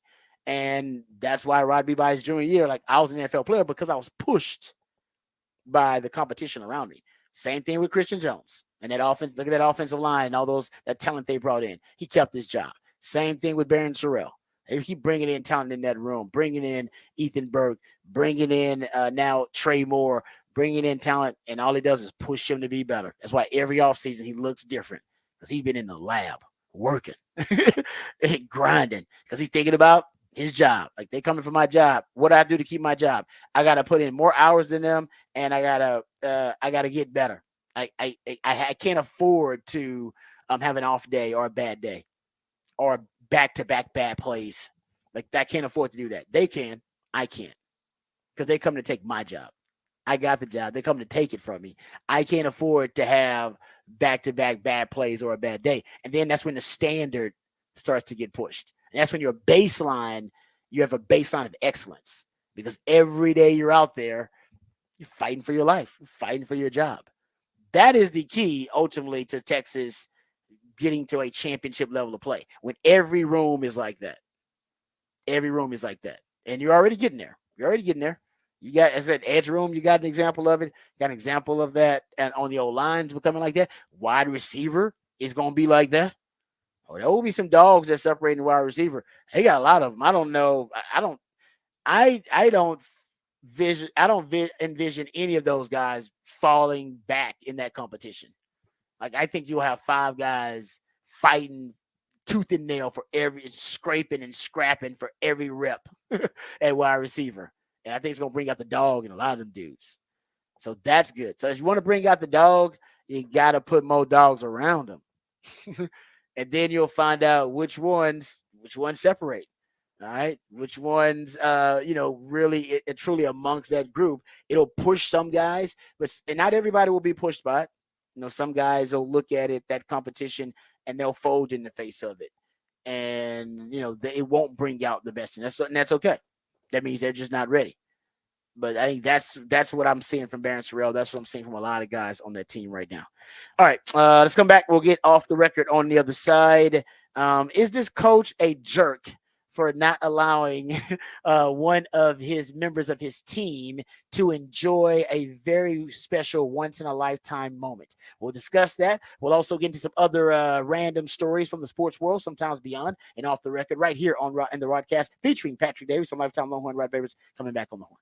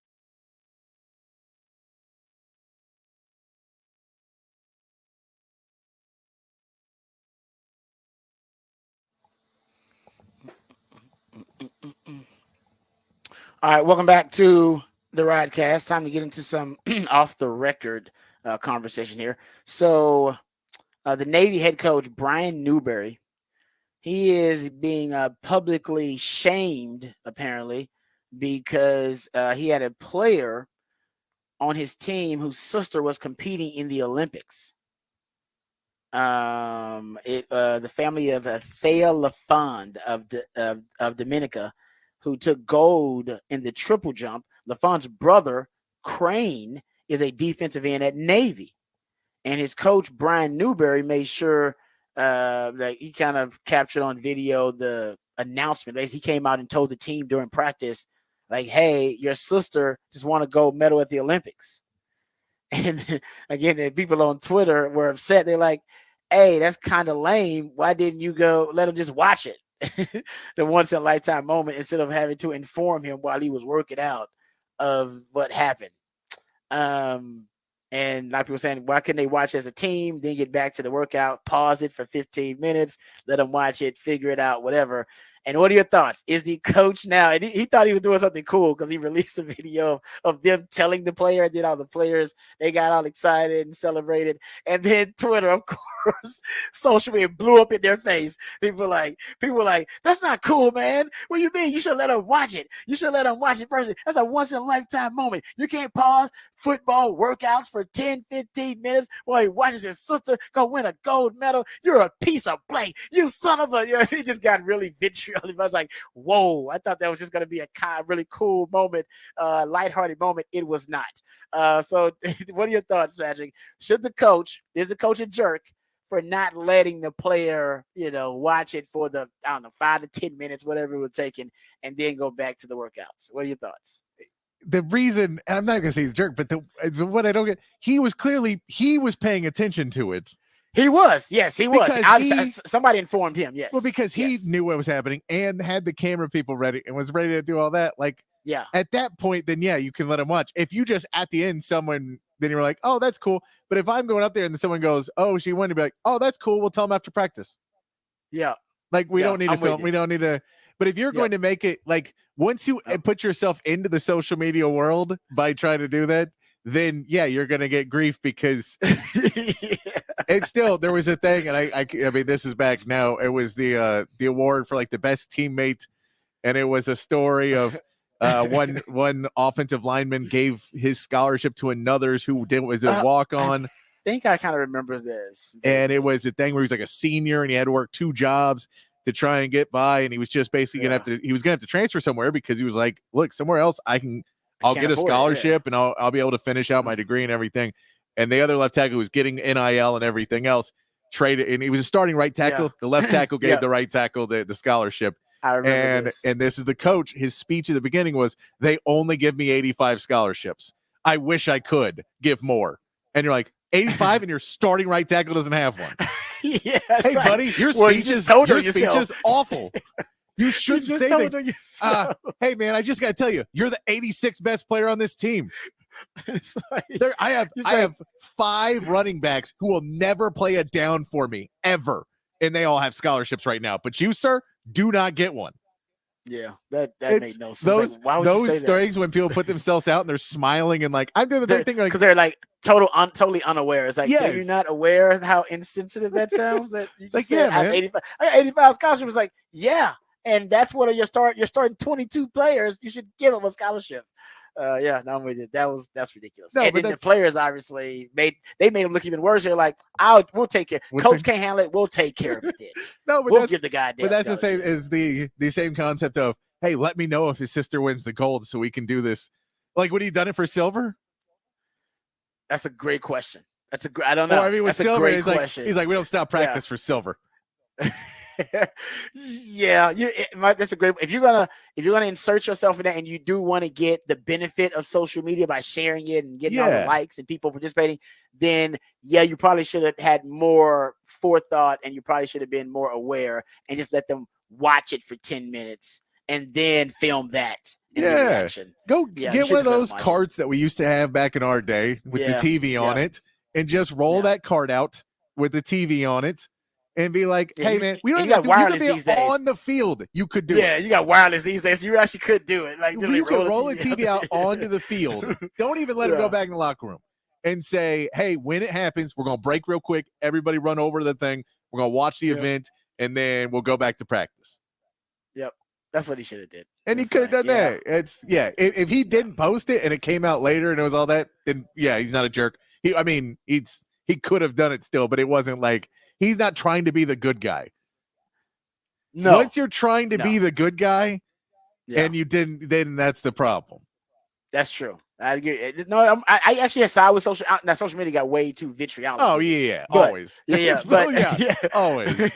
He was like, he went from being like just inconsiderate to being an a-hole and all this stuff. I was like, all right, you're the problem with society. Yeah, exactly. That is actually the problem. Some of the social media, like if you deal with like the court of public opinion on social media, it starts sometimes in a really good place. But man, where it ends up going to, the extreme, is always dark. It's always a dark place. But there you go. All right, so we had another story, but we'll save that one because we told you guys about the story yesterday about Pitbull. For those who don't know, Pitbull has agreed to pay Florida International for basically to be the naming rights sponsor of the stadium. So it's going to be Pitbull Stadium. That is a real story. There is now, at least there's rumors and maybe a report that a major college football brand is going to do the same thing. And if that happens, then you're going to have the naming rights for stadiums all over the country, everywhere. Right now, it seems like some brands believe they're above that. Like they're better than a naming rights deal, but everybody's got to close that financial gap for revenue sharing, which is going to be reportedly a $15 to $20 million revenue gap. Like, how do you close that revenue gap? Well, you know what? Some company wants to come in and give me $10 million to put their name on my stadium. All right. That's an easy way to close the revenue gap. Let me give you one story real quick before we get the break. Go ahead. I just want to get your scale. 1 out of 10 surprise is 10 is surprise, 1 not surprised at all. Lauryn Hill and the Fugees cancel their tour 3 days before it starts. It's a 1, right? It's a 1. Was one not surprised? That you're not was one not surprised? Yes. Zero.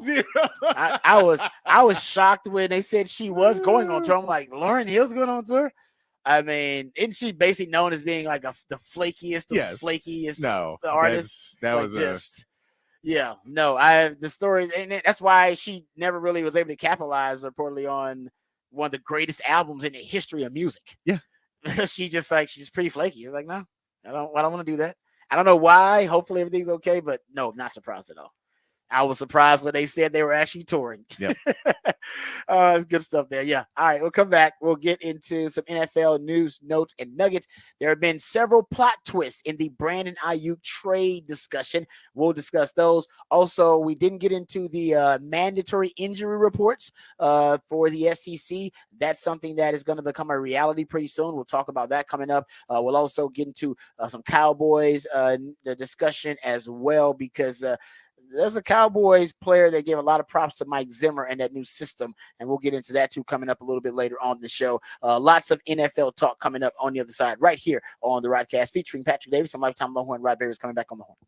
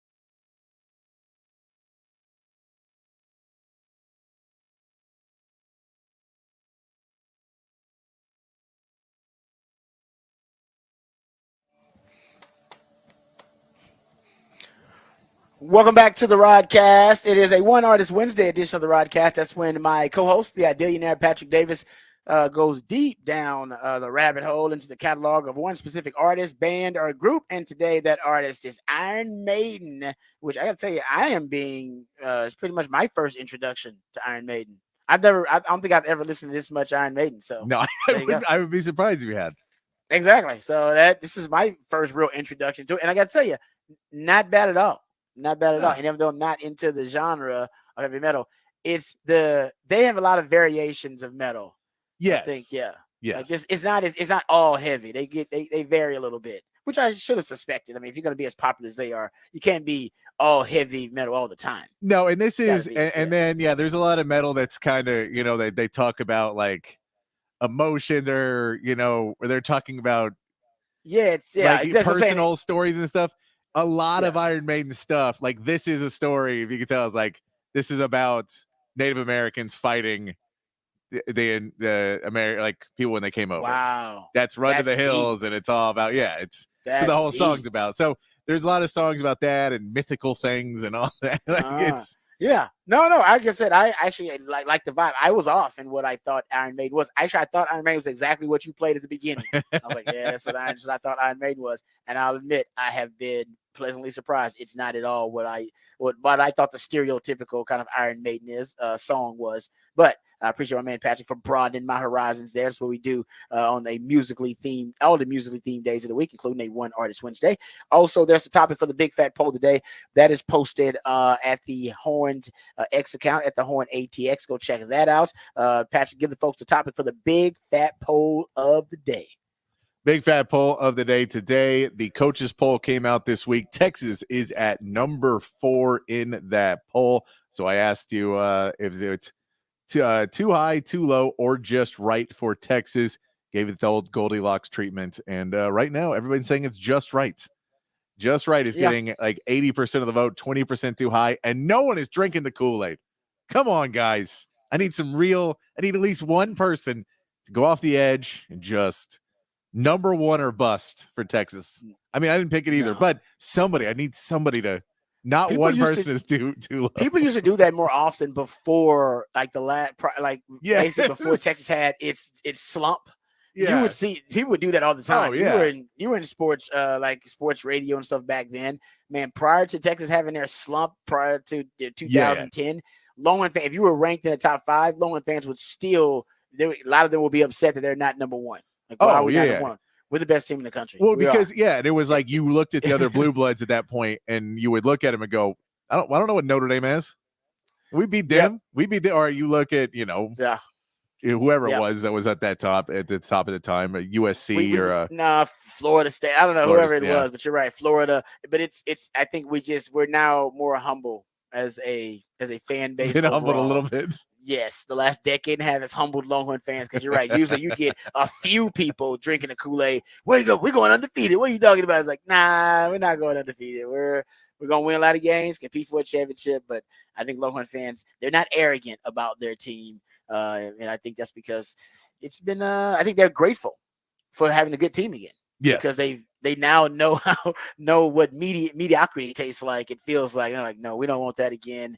So I think Longhorn fans have great perspective now as a fan base, more so than they used to. All right, speaking of perspective, we'll give you a new perspective on this Brandon Ayuk trade because there have been a couple of plot twists that we have to address. Also, I saw a story because all these unofficial depth charts are also being released. So we'll get to the Cowboys' unofficial depth chart that's being released. But also, there have been some of the biggest competitions, or I see the most notable competitions happening in training camp for all teams all around the NFL. Some of them right now have been, I would say that they have been highlighted because these unofficial depth charts have pretty much put out one player starting over the other. And so that's caused some conversation. So we'll get into that too coming up a little bit later on the show. We'll also, of course, talk about Brandon Ayuk and what he wants to do and what effect that has on the Cowboys, because that's a big chess piece, if you will, in that wide receiver market. And whenever Brandon Ayuk decides what he wants to do, I think inevitably that will have an effect on the Cowboys and their negotiation with CeeDee Lamb. Before we do that, though, and talk some NFL, let's get updated, educated, and informed on all the top stories of the day with Patrick Davis and the Horn Headlines. All right, your Horn Headlines brought to you by Top Gun Rentals and Lawn Equipment. In the MLB, the Astros even their series with the Rangers. They 4-2 win last night.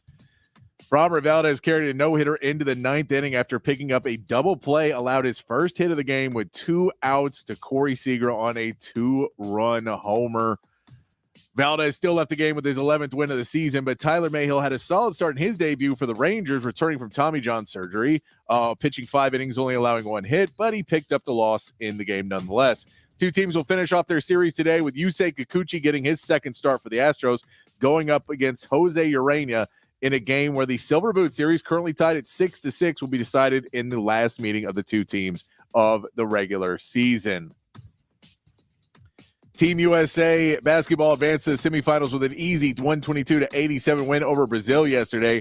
Devin Booker led USA in scoring with 19, with all 12 players scoring in the game. After shooting 58% from the field and 48% from 3, Team USA will hope to continue their hot shooting as they meet Serbia and Nikola Jokic one more time on Thursday, with the victor advancing to face off against the winner of France and Germany. And looking over at the total medal count for USA, they are currently in the lead in gold at 24, silver at 31, and bronze at 31, which also, of course, means they are at the lead with 86 total medals over China with 60. China also has 22 golds, coming in second place right there. But USA leading in all medal counts currently with just a few days left in the Olympics. And that is your Horn Headlines. USA, USA, USA. Love it. I always feeling patriotic around this time of year.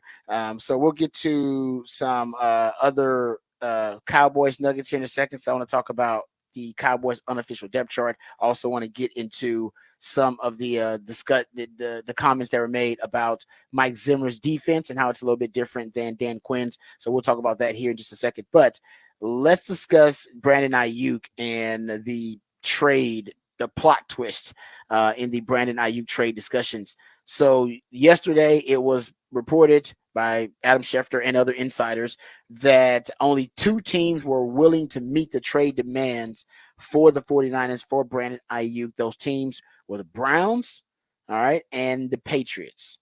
And it was said that the 49ers would receive a wide receiver from one from each of those teams, and draft capital. And the wide receiver for the Browns rumored to be Amari Cooper in exchange for Brandon Ayuk, and the wide receiver for the Patriots was rumored to be Kendrick Bourne. Now, there would have been some draft capital, obviously, in addition to that wide receiver sent to the 49ers in exchange for Brandon Ayuk, but Brandon Ayuk would get a brand new deal, and he would get a new team, right, with that brand new deal, which would pay him, we're assuming, at least $30 million a year. Based on the latest reports, the Patriots are no longer in the Brandon Ayuk sweepstakes. They are out of the Brandon Ayuk trade talks with the 49ers. Apparently something broke down, and as Patrick mentioned, it may have been Brandon Ayuk and his team. They may have wanted something maybe in the contract negotiations with the Patriots that things did not go according to plan from the Patriots side or from Brandon Ayuk's side, and then they broke down. And when those talks broke down, no need to trade for Brandon Ayuk if you cannot sign him to a contract. That's part of this situation as well. No, and that was Adam Schefter was the guy who had the report that it was that there was something to the effect of the trade wasn't the problem necessarily. It was as soon as they started negotiating with Brandon Ayuk, that's when they got a bad feeling about it and backed out. And look, it could be all those things. It could also be that Brandon Ayuk had no interest whatsoever to go to the Patriots, and so basically asked for even more money because he said, "I don't want to go here." So you know what? I'll come if you guys make me the highest paid wide receiver. They're like, well, we're not going to do that. Yeah, you could be right about that. Could be something absurd. We have no idea. Yeah. So that's not happening. But now it has been reported that it was once believed the Steelers were out of the Brandon Ayuk trade discussions. Now reportedly, Adam Schefter reporting, Josine Anderson, that they have re-engaged in Brandon Ayuk trade discussions. So the Steelers are back in it.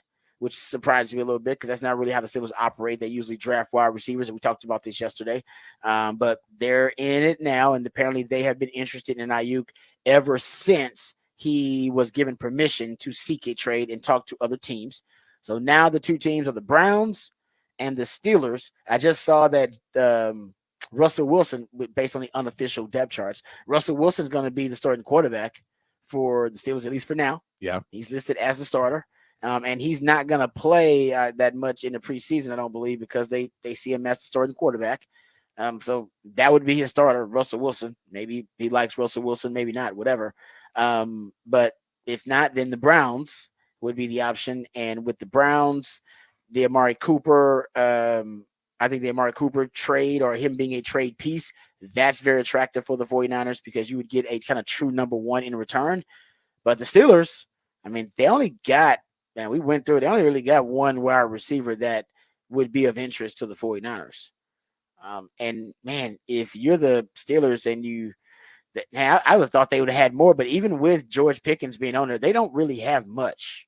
And you'd think they'd be trying to add, Brandon Ayuk to a combo with a George Pickens. I think he's on the third year of his deal, so he's still on his rookie deal. They're going to have to pay him at one point. Yeah, I don't know what they would. Maybe they're just giving up draft capital. Maybe the Steelers deal is not for a player in return. But then for the 49ers, as we pointed out, then you regress as a team because you lose your man beater on the outside and you don't replace him with a veteran man beater. And Ricky Pearsall is already dealing with a shoulder injury. The first round pick you drafted at wide receiver this year, he's got a shoulder injury.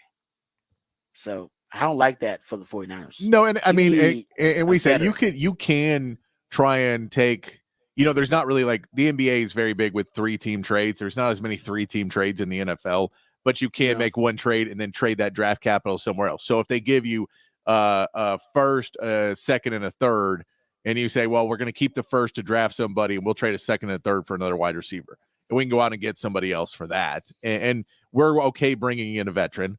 So we're going to take our second and third and trade for someone who's 29, 30 years old, and we'll be okay with that. I think that's a possibility when you can say, certain teams don't want another wide receiver. They want draft capital. And certain teams want a wide receiver, but you can make those deals and connect the dots and be in the middle piece of that. That's a possibility. I think that would be more likely than not doing, than just taking the draft capital and trying to play it out. The reports of the Ricky Pearsall hadn't separated himself really in practice, separated, in drills instead and in routes, but also not separated himself in the position of standing out as this guy may be getting more playing time. But that George Pickens, I agree, because Van Jefferson, I think, is listed as their number 2 wide receiver right now. And Van Jefferson was the number 3, number 4 guy in the Chargers last year. I'm about to say he's not a number 2. He's not a real number 2. So if you say that's where you're going to go, that's not worth trading. That's not really any value to you if you're the 49ers bringing him in. But if you look at the numbers, it's interesting of Amari Cooper's and George Pickens where they fall. If you look at the average yards per reception last year for the top 3 guys, are George Pickens at 18.1, Brandon Ayuk at 17.9, and Amari Cooper at 17.4. So all those wide receivers that you would technically say in those 3 teams are all big play wide receivers.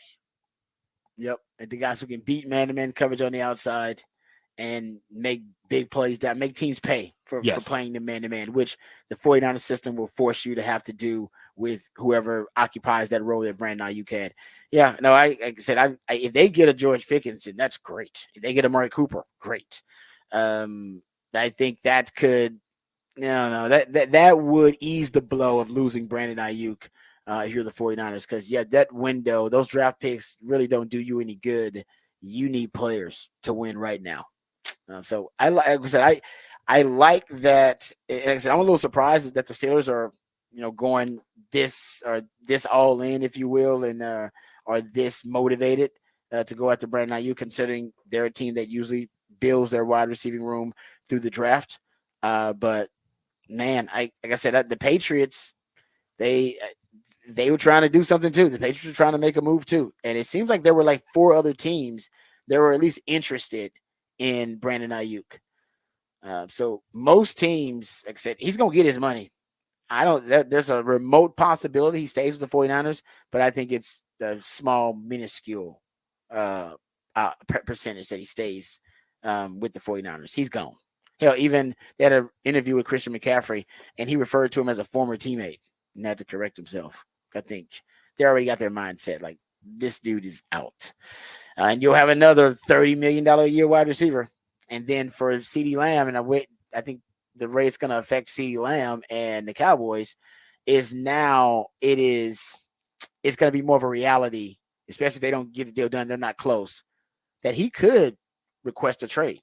Because there's some people that believe Brandon Ayuk's got cold feet, that this was basically him playing hardball and it's kind of blowing up in his face. And it's blowing up in the 49ers face too. Yeah. That basically, this is a game of chicken, which most negotiations are. And neither one of them really wants to have to, basically press the button. And that for Brandon Ayuk, that would mean, approving one of those trades and saying, I want to go to another team. And for the 49ers, that would be indeed making the trade demands something a little, less pricey, whatever it may be, so that more teams are in on it and more teams are willing to do it. They won't do that.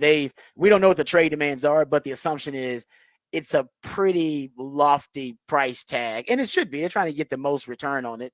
But if they really wanted to get rid of them and they know they're not going to sign them because they don't want to sign them to the big deal, then they would make it a more attractive trade offer for another team. And then another team will be willing to pay the salary on top of the trade draft capital you got to give up. But now you want them to give up a first round pick potentially and pay this guy $30 million a year.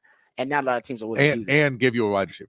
And give you a wide receiver. And I guess if you don't have the wide receiver, maybe that's when they want the first round pick. But if you have a wide receiver, then maybe you give them a second round pick or something like that. But they're going to be asking for a lot. So I think the 49ers, they just don't want to pay him the top of the market money and what he's worth. And at this point, I wonder so much bad blood has happened between them that I don't know, they're at the point of no return here. I mean, if you remember too, a couple of years ago, was it last year or 2 years ago, when all the reports were Ayuk was in Shanahan's doghouse, and that's why he wasn't getting the reps that he wanted to be getting and all of that. And, so that wasn't that long ago either, that everybody thought he was going to have a breakout season, and it took another year because for whatever reason, he was in the doghouse then. So you just have to assume that there's some amount of animosity between the two sides, that it just feels like it's just getting worse and worse and worse. But also that's, maybe what some of these other teams are kind of a little bit leery about, of guaranteeing tons and tons of money and having somebody that has already got a couple pieces on their record of being baggage, uncontent in the locker room. Yeah, no, you're right. A little baggage there. I kind of forgot about that, but you're right. That was like 2022. That was not that long ago. That was like right before that was 2021. That was right before, because he broke out in 2022 a little bit, and in 2023 all pro. So I think it was like in 2021 where he was in the doghouse, which is, for a receiver, it's easy to get in Shannon's doghouse because he was a receiver. So he's really hands-on with the wide receivers, really tough on his wide receivers. And they drafted Ricky Pearsall. That was also a statement. They drafted a wide receiver in the first round. In the midst of all this Brandon Ayuk discussion and trade talk, they drafted a receiver in the first round. So ultimately, they're moving on from him. But I think they know they're not going to be as good without him. The way it's looking right now, unless you get in, even if you get in Amari Cooper and you get in a George Pickens, there's still a chance that they're just not going to be as good as Ayuk was in that system. They're going to be adequate, but maybe they're not going to be as good. So no, and I mean, and you get a George Pickens, and it becomes the issue. Okay, now he wants money. What are you gonna do? Because I think he's year 3, right? And we know he had issues last year that he didn't want to block on plays and that he didn't want to do certain things. Didn't want to block in the Shanahan offense. A receiver didn't want to block. Oh yeah, I believe he was he one of the ones after the Tank Dell injury? He was one of the ones that's like, I ain't getting hurt blocking downfield like that. No, he literally said it right after they asked him why he didn't block, and he said it was because I don't want to get rolled up on. Yeah. He said, when the run is coming to my side, I'm blocking for a while, but after that, I have to let that DB go because I'm not going to get rolled up on and in my career because I was blocking on a running play. And I was shocked to hear him say, but the Steelers, I mean, I don't know if Mike Tomlin corrected him or disciplined him. I don't know, but he basically admitted, I'm not blocking on running plays. Well, I'm not blocking on running plays that endanger my safety as a player. So when it starts to get loud behind me, I'm letting go. pretty much, like he basically, I got a time clock. I'm counting. You got to count. I got a 2 count, 2 seconds here. I'm gonna block, hold it for 2 seconds. After that, you're on your own, running back. You got to make a move. So, yeah, I don't know if that's gonna work in the Shanahan system. I forgot all about that. Good point bringing that up because nobody runs the ball more than Shanahan. And I'm saying at times you need your wide receivers to block for the run game.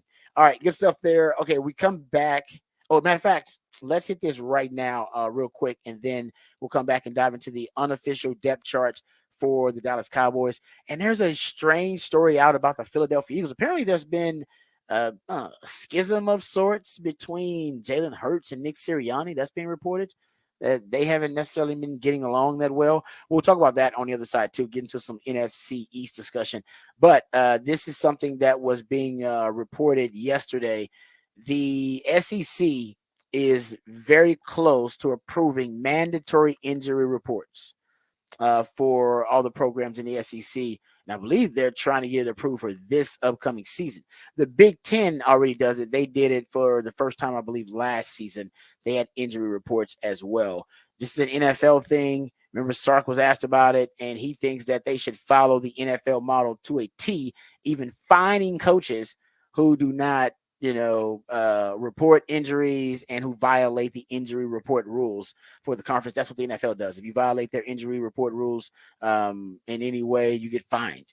And some coaches, like Bill Belichick, used to violate the spirit of the rule, not necessarily violating the literal rule, but he violates the spirit of it by putting putting 20, 30 players on the injury report for the most minor of injuries.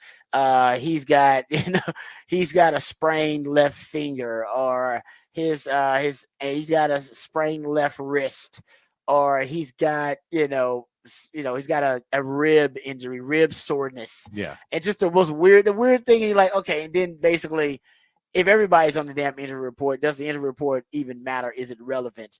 And with Bill Belichick, it wasn't. Some coaches, they just hate the injury report overall. The truth is, I guess you can hide behind transparency, and that's what the NFL will say. And that's what college football administrators and conference commissioners will say. Oh, no, it's about transparency. The truth is, it's about sports betting. It's about gambling. It's about fantasy football, which is a big part of it. And then aside from fantasy football, where sports betting is now mainstream, it's so that the line makers will have more accurate lines, and really so they can set prop bets and things like that. That's the truth. That is what it's all about. They'll hide behind transparency, but the NFL and college football, they don't really care about you having more information. What they care about is making more money. So that's why college football didn't have it forever. Why didn't college football have an injury report forever? And now they're worried about transparency all of a sudden? No, it's about money. It's about straight cash, homie. And betting increases viewership, and betting is more popular on sports than it's ever been. Because it's now more mainstream than it's ever been. It's a lot of money in it. And I don't know how, and it's going to be interesting to see how college sports with the new landscape and everything, with them, the new financial framework, how sports betting plays a role in that. Like the companies, like the sports betting companies, the fantasy sports companies. The NFL has several partnerships with Vegas casinos, sports betting entities. Like it's now commonplace, but I wonder when college football goes into their more pro format, will they embrace it? Because it is a lot of money. It's a ton of money. That's a good. I don't know, because I was going to get into this in off the record, but it did say Ohio State is considering selling their naming rights to their stadium and selling sponsorship ads on their jerseys. It says this from Ohio State AD Ross Bjork. Said he's evaluating all new revenue opportunities. That includes naming rights of Ohio Stadium. We have to put everything on the table. Naming rights of the stadium, the jersey patch is a conversation as well.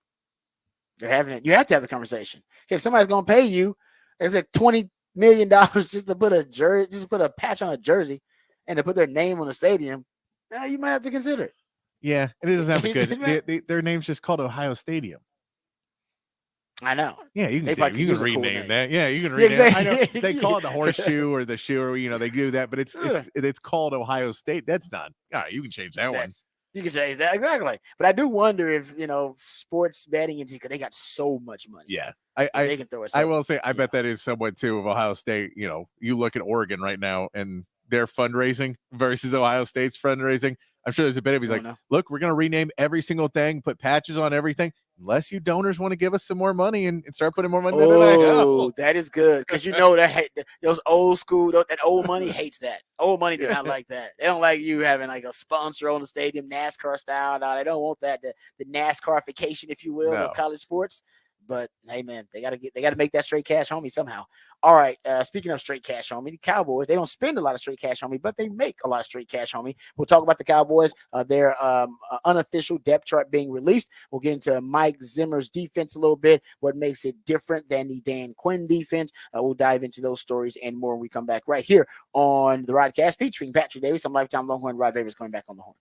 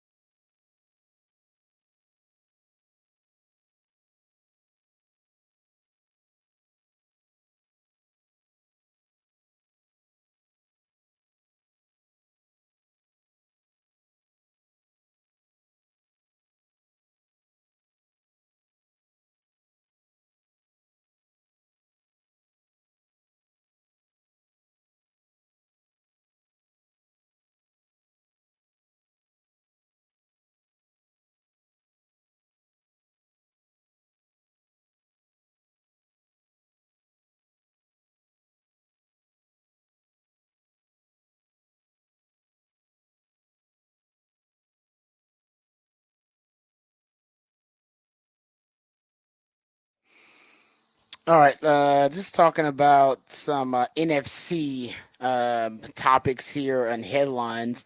Number one, we'll get into the Cowboys unofficial depth chart that was released. We'll dive into that. But then also want to get into some Philadelphia Eagles story. Saw this pop up on my timeline. There's a report from Tim McManus and Jeremy Fowler about a rift, if you will, schism between Jalen Hurts and Nick Sirianni. So we'll talk about that a little bit too at the end of this segment. If we have some time, we can dive into some of the NFL trends, and we'll get to that Mike Zimmer conversation. But first, Cowboys unofficial depth chart. That was released today, and I think this is happening all over the league. They released one, and a couple of the items that stood out to me, starting on the offensive side of things. First of all, they do have CeeDee Lamb on here, so I think the assumption is CeeDee Lamb will be there, but he's not in training camp right now. There's a lot of talk about who's going to be the third wide receiver for the Cowboys behind CeeDee, behind Brandon Cooks. Looks like Jalen Tolbert won that, or at least is winning, I should say, that competition for the third wide receiver spot, because he right now is listed as the third wide receiver. Jalen Tolbert is. Brandon Cooks and CeeDee Lamb as starters. The backups, Jalen Brooks, Jalen Cooper, and Kevontae Turpin. I do not like their backup wideouts either. I don't know that. I don't like the depth at wideout for the Cowboys. No. I don't like the Cowboys' depth, period. Looking at this depth chart. Well, I don't like the depth on the depth chart for the Cowboys. What don't you like about the depth chart? I don't like the depth on the depth chart for the Cowboys. Their depth is not great. No, I mean, but this is their depth is basically relied in. We drafted guys well. We picked up guys for really cheap. Well, we've done all these things. Like that's what they're kind of always based in. So the depth chart's never going to look good. You're just going to have to hope for the best. But I'm with you. It doesn't feel. But this is if you're not going to sign free agents. Yeah, to bring in like kind of mercenaries every now and then, 1-2 year deal guys. Yeah, if you don't bring them in, then that depth chart is going to look like a bunch of guys you drafted fifth in the fourth, fifth, sixth round. That's what exactly what it looks like. That's a great description. That's exactly what I feel like it looks like. And some of the guys are high round picks, but you're right, they're pretty much unproven commodities. So I don't necessarily like the depth at wide receiver. We know running back here. Zeke's listed as the starter. He's the starter. Enrico Dowdle behind him, Royce Freeman third team, and then Malik Davis rounds out the top four. They got Deuce Vaughn at the very tail end of this depth chart for running backs, which is not a great sign for Deuce Vaughn fans out there. Thought he might have a breakthrough year this year. So Zeke's look like Zeke's going to be your starter, and I think that's more about maybe Zeke's ego, and Rico Dowdle doesn't probably care. But I guarantee you, Rico Dowdle's going to get as many. It's a running back by committee. He'll get as many snaps, if not more, than Zeke will. Yeah, so that's probably just a I think selling jerseys. They got to be selling jerseys. It's Jerry Jones. Let's put it this way. I think it's a bigger story of Zeke's number 2 in the depth chart right now than it is if Dowdle's number 2. That's a great point. And why even have that? It's like they don't even want to bring any attention to their running back room. Because it ain't. Don't look over there. Exactly. We know y'all look at. Yeah, that's because I think it's the worst running back. I mean, they do have 8 guys on it. Yeah, with running back. They have 8 running backs. Yeah, they got their fullbacks. They actually gonna. I mean, they're gonna keep a fullback. It's gonna be Hunter Luepke. Yeah, I think the Hunter Luepke will stay there. The rest of these guys got no shot. Honestly, they don't because they draft. Did they draft him? Maybe not draft free agent, but they like him a lot. I know they like him a lot. They've talked about him several times.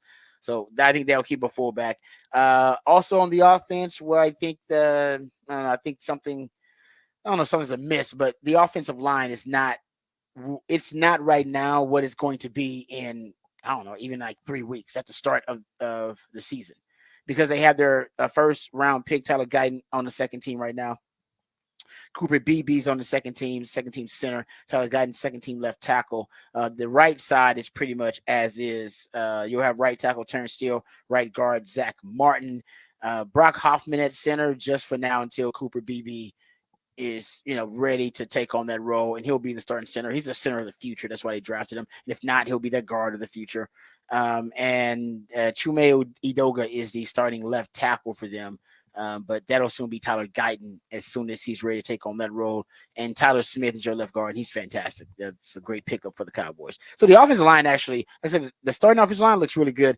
I think the depth of the offensive line actually is not bad either. It's not bad. You still got Josh Ball, Matt Waletzko. Like I said, the guys now, Brock Hoffman and Udoga, are going to be considered backups once Tyler Guyton and Cooper Beebe, once they ascend into those roles. So it's the offensive line talent's not bad. Depth, I should say, isn't bad. I don't like the wide receiver depth. I don't like the running back depth and talent overall. And I'll say this too. Quarterback, real quick. Cooper Rush is considered the backup. Trey Lance is third string. Just in case people are wondering about that. No, By the way, because they said I've they're heard keeping Trey Lance. Well, I know, but I've heard reports now of Mm. there's more and more reports of them. Why are they going to carry 3 quarterbacks? You can't carry 3 quarterbacks. They did it last season with Trey Lance. I think they'll do it again this season. They should. But yeah, there's more and more people that are trying to have the fervor of you gotta, You do. make a decision with Trey Lance. Is he going to be your guy or is he not? And if he's not, then try and trade him or cut him because he's not your guy. But that's also because of it, I think the reps, the 28 reps that people have seen him pull on camp, that some of them look good and some of them look god awful. And so I think the people that see the god awful ones are like, yeah, it's a wash. Let him go. Yeah, I mean, I don't know if it is something you need to pursue. He's probably the most expensive third string quarterback in the NFL, or one of them. Yeah. I mean, you start looking at what you paid for in terms of roster bonus and all that kind of stuff. Usually, you don't pay third string quarterbacks a lot of money, so it will be an investment by the Cowboys, pretty much. But I think they should keep him. I think they should keep him around. You need options at quarterback. Who knows? You can trade him later on. Some team may get desperate. On defense, the starting defensive line: DeMarcus Lawrence, Mozzie Smith, Oza Adigizua, Micah Parsons on that D line. Linebacker looks like Maurice Lafau is winning that linebacker competition right now with DeMarvio and Overshown. Eric Kendricks and Damone Clark are your 3 linebackers. Then Trevon Diggs, Jordan Lewis, Deron Bland, Donovan Wilson, Malik Hooker. I love that secondary. It's a really good secondary. It's Cowboys defense. The front, the starters look good. I like the backup linebackers. You got DeMarvio and Overshown, Damian Wilson, Willie Harvey. That's not a bad group of backup linebackers. The backup D line concerns me. Chauncey Golston at DN, Carl Davis at D tackle, Fihoko at D tackle, Sam Williams who's hurt, so Marshawn Nealon gonna be the other DN.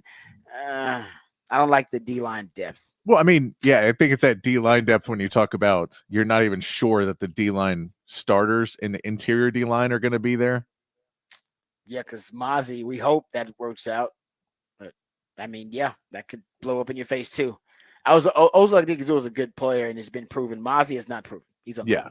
It's a question looking at that. How many of those players, and we know Mike Zimmer has a better run defense, how many of those defensive linemen are run defenders that can really stop the run? Yeah. And you're right. I mean, that's kind of the big issue is I don't know how many of those guys are. And so then you need your linebacker core, which is not bad, but it's also not star-studded.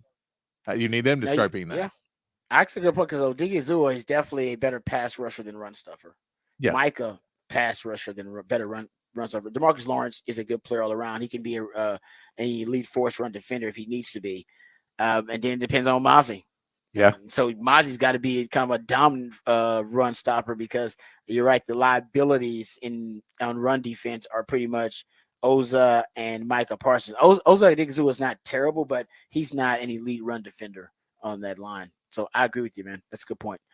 I think that's about it in terms of the highlight items from the unofficial depth chart for the Dallas Cowboys. All right, let's get to this story real quickly about the Philadelphia Eagles while we got some time.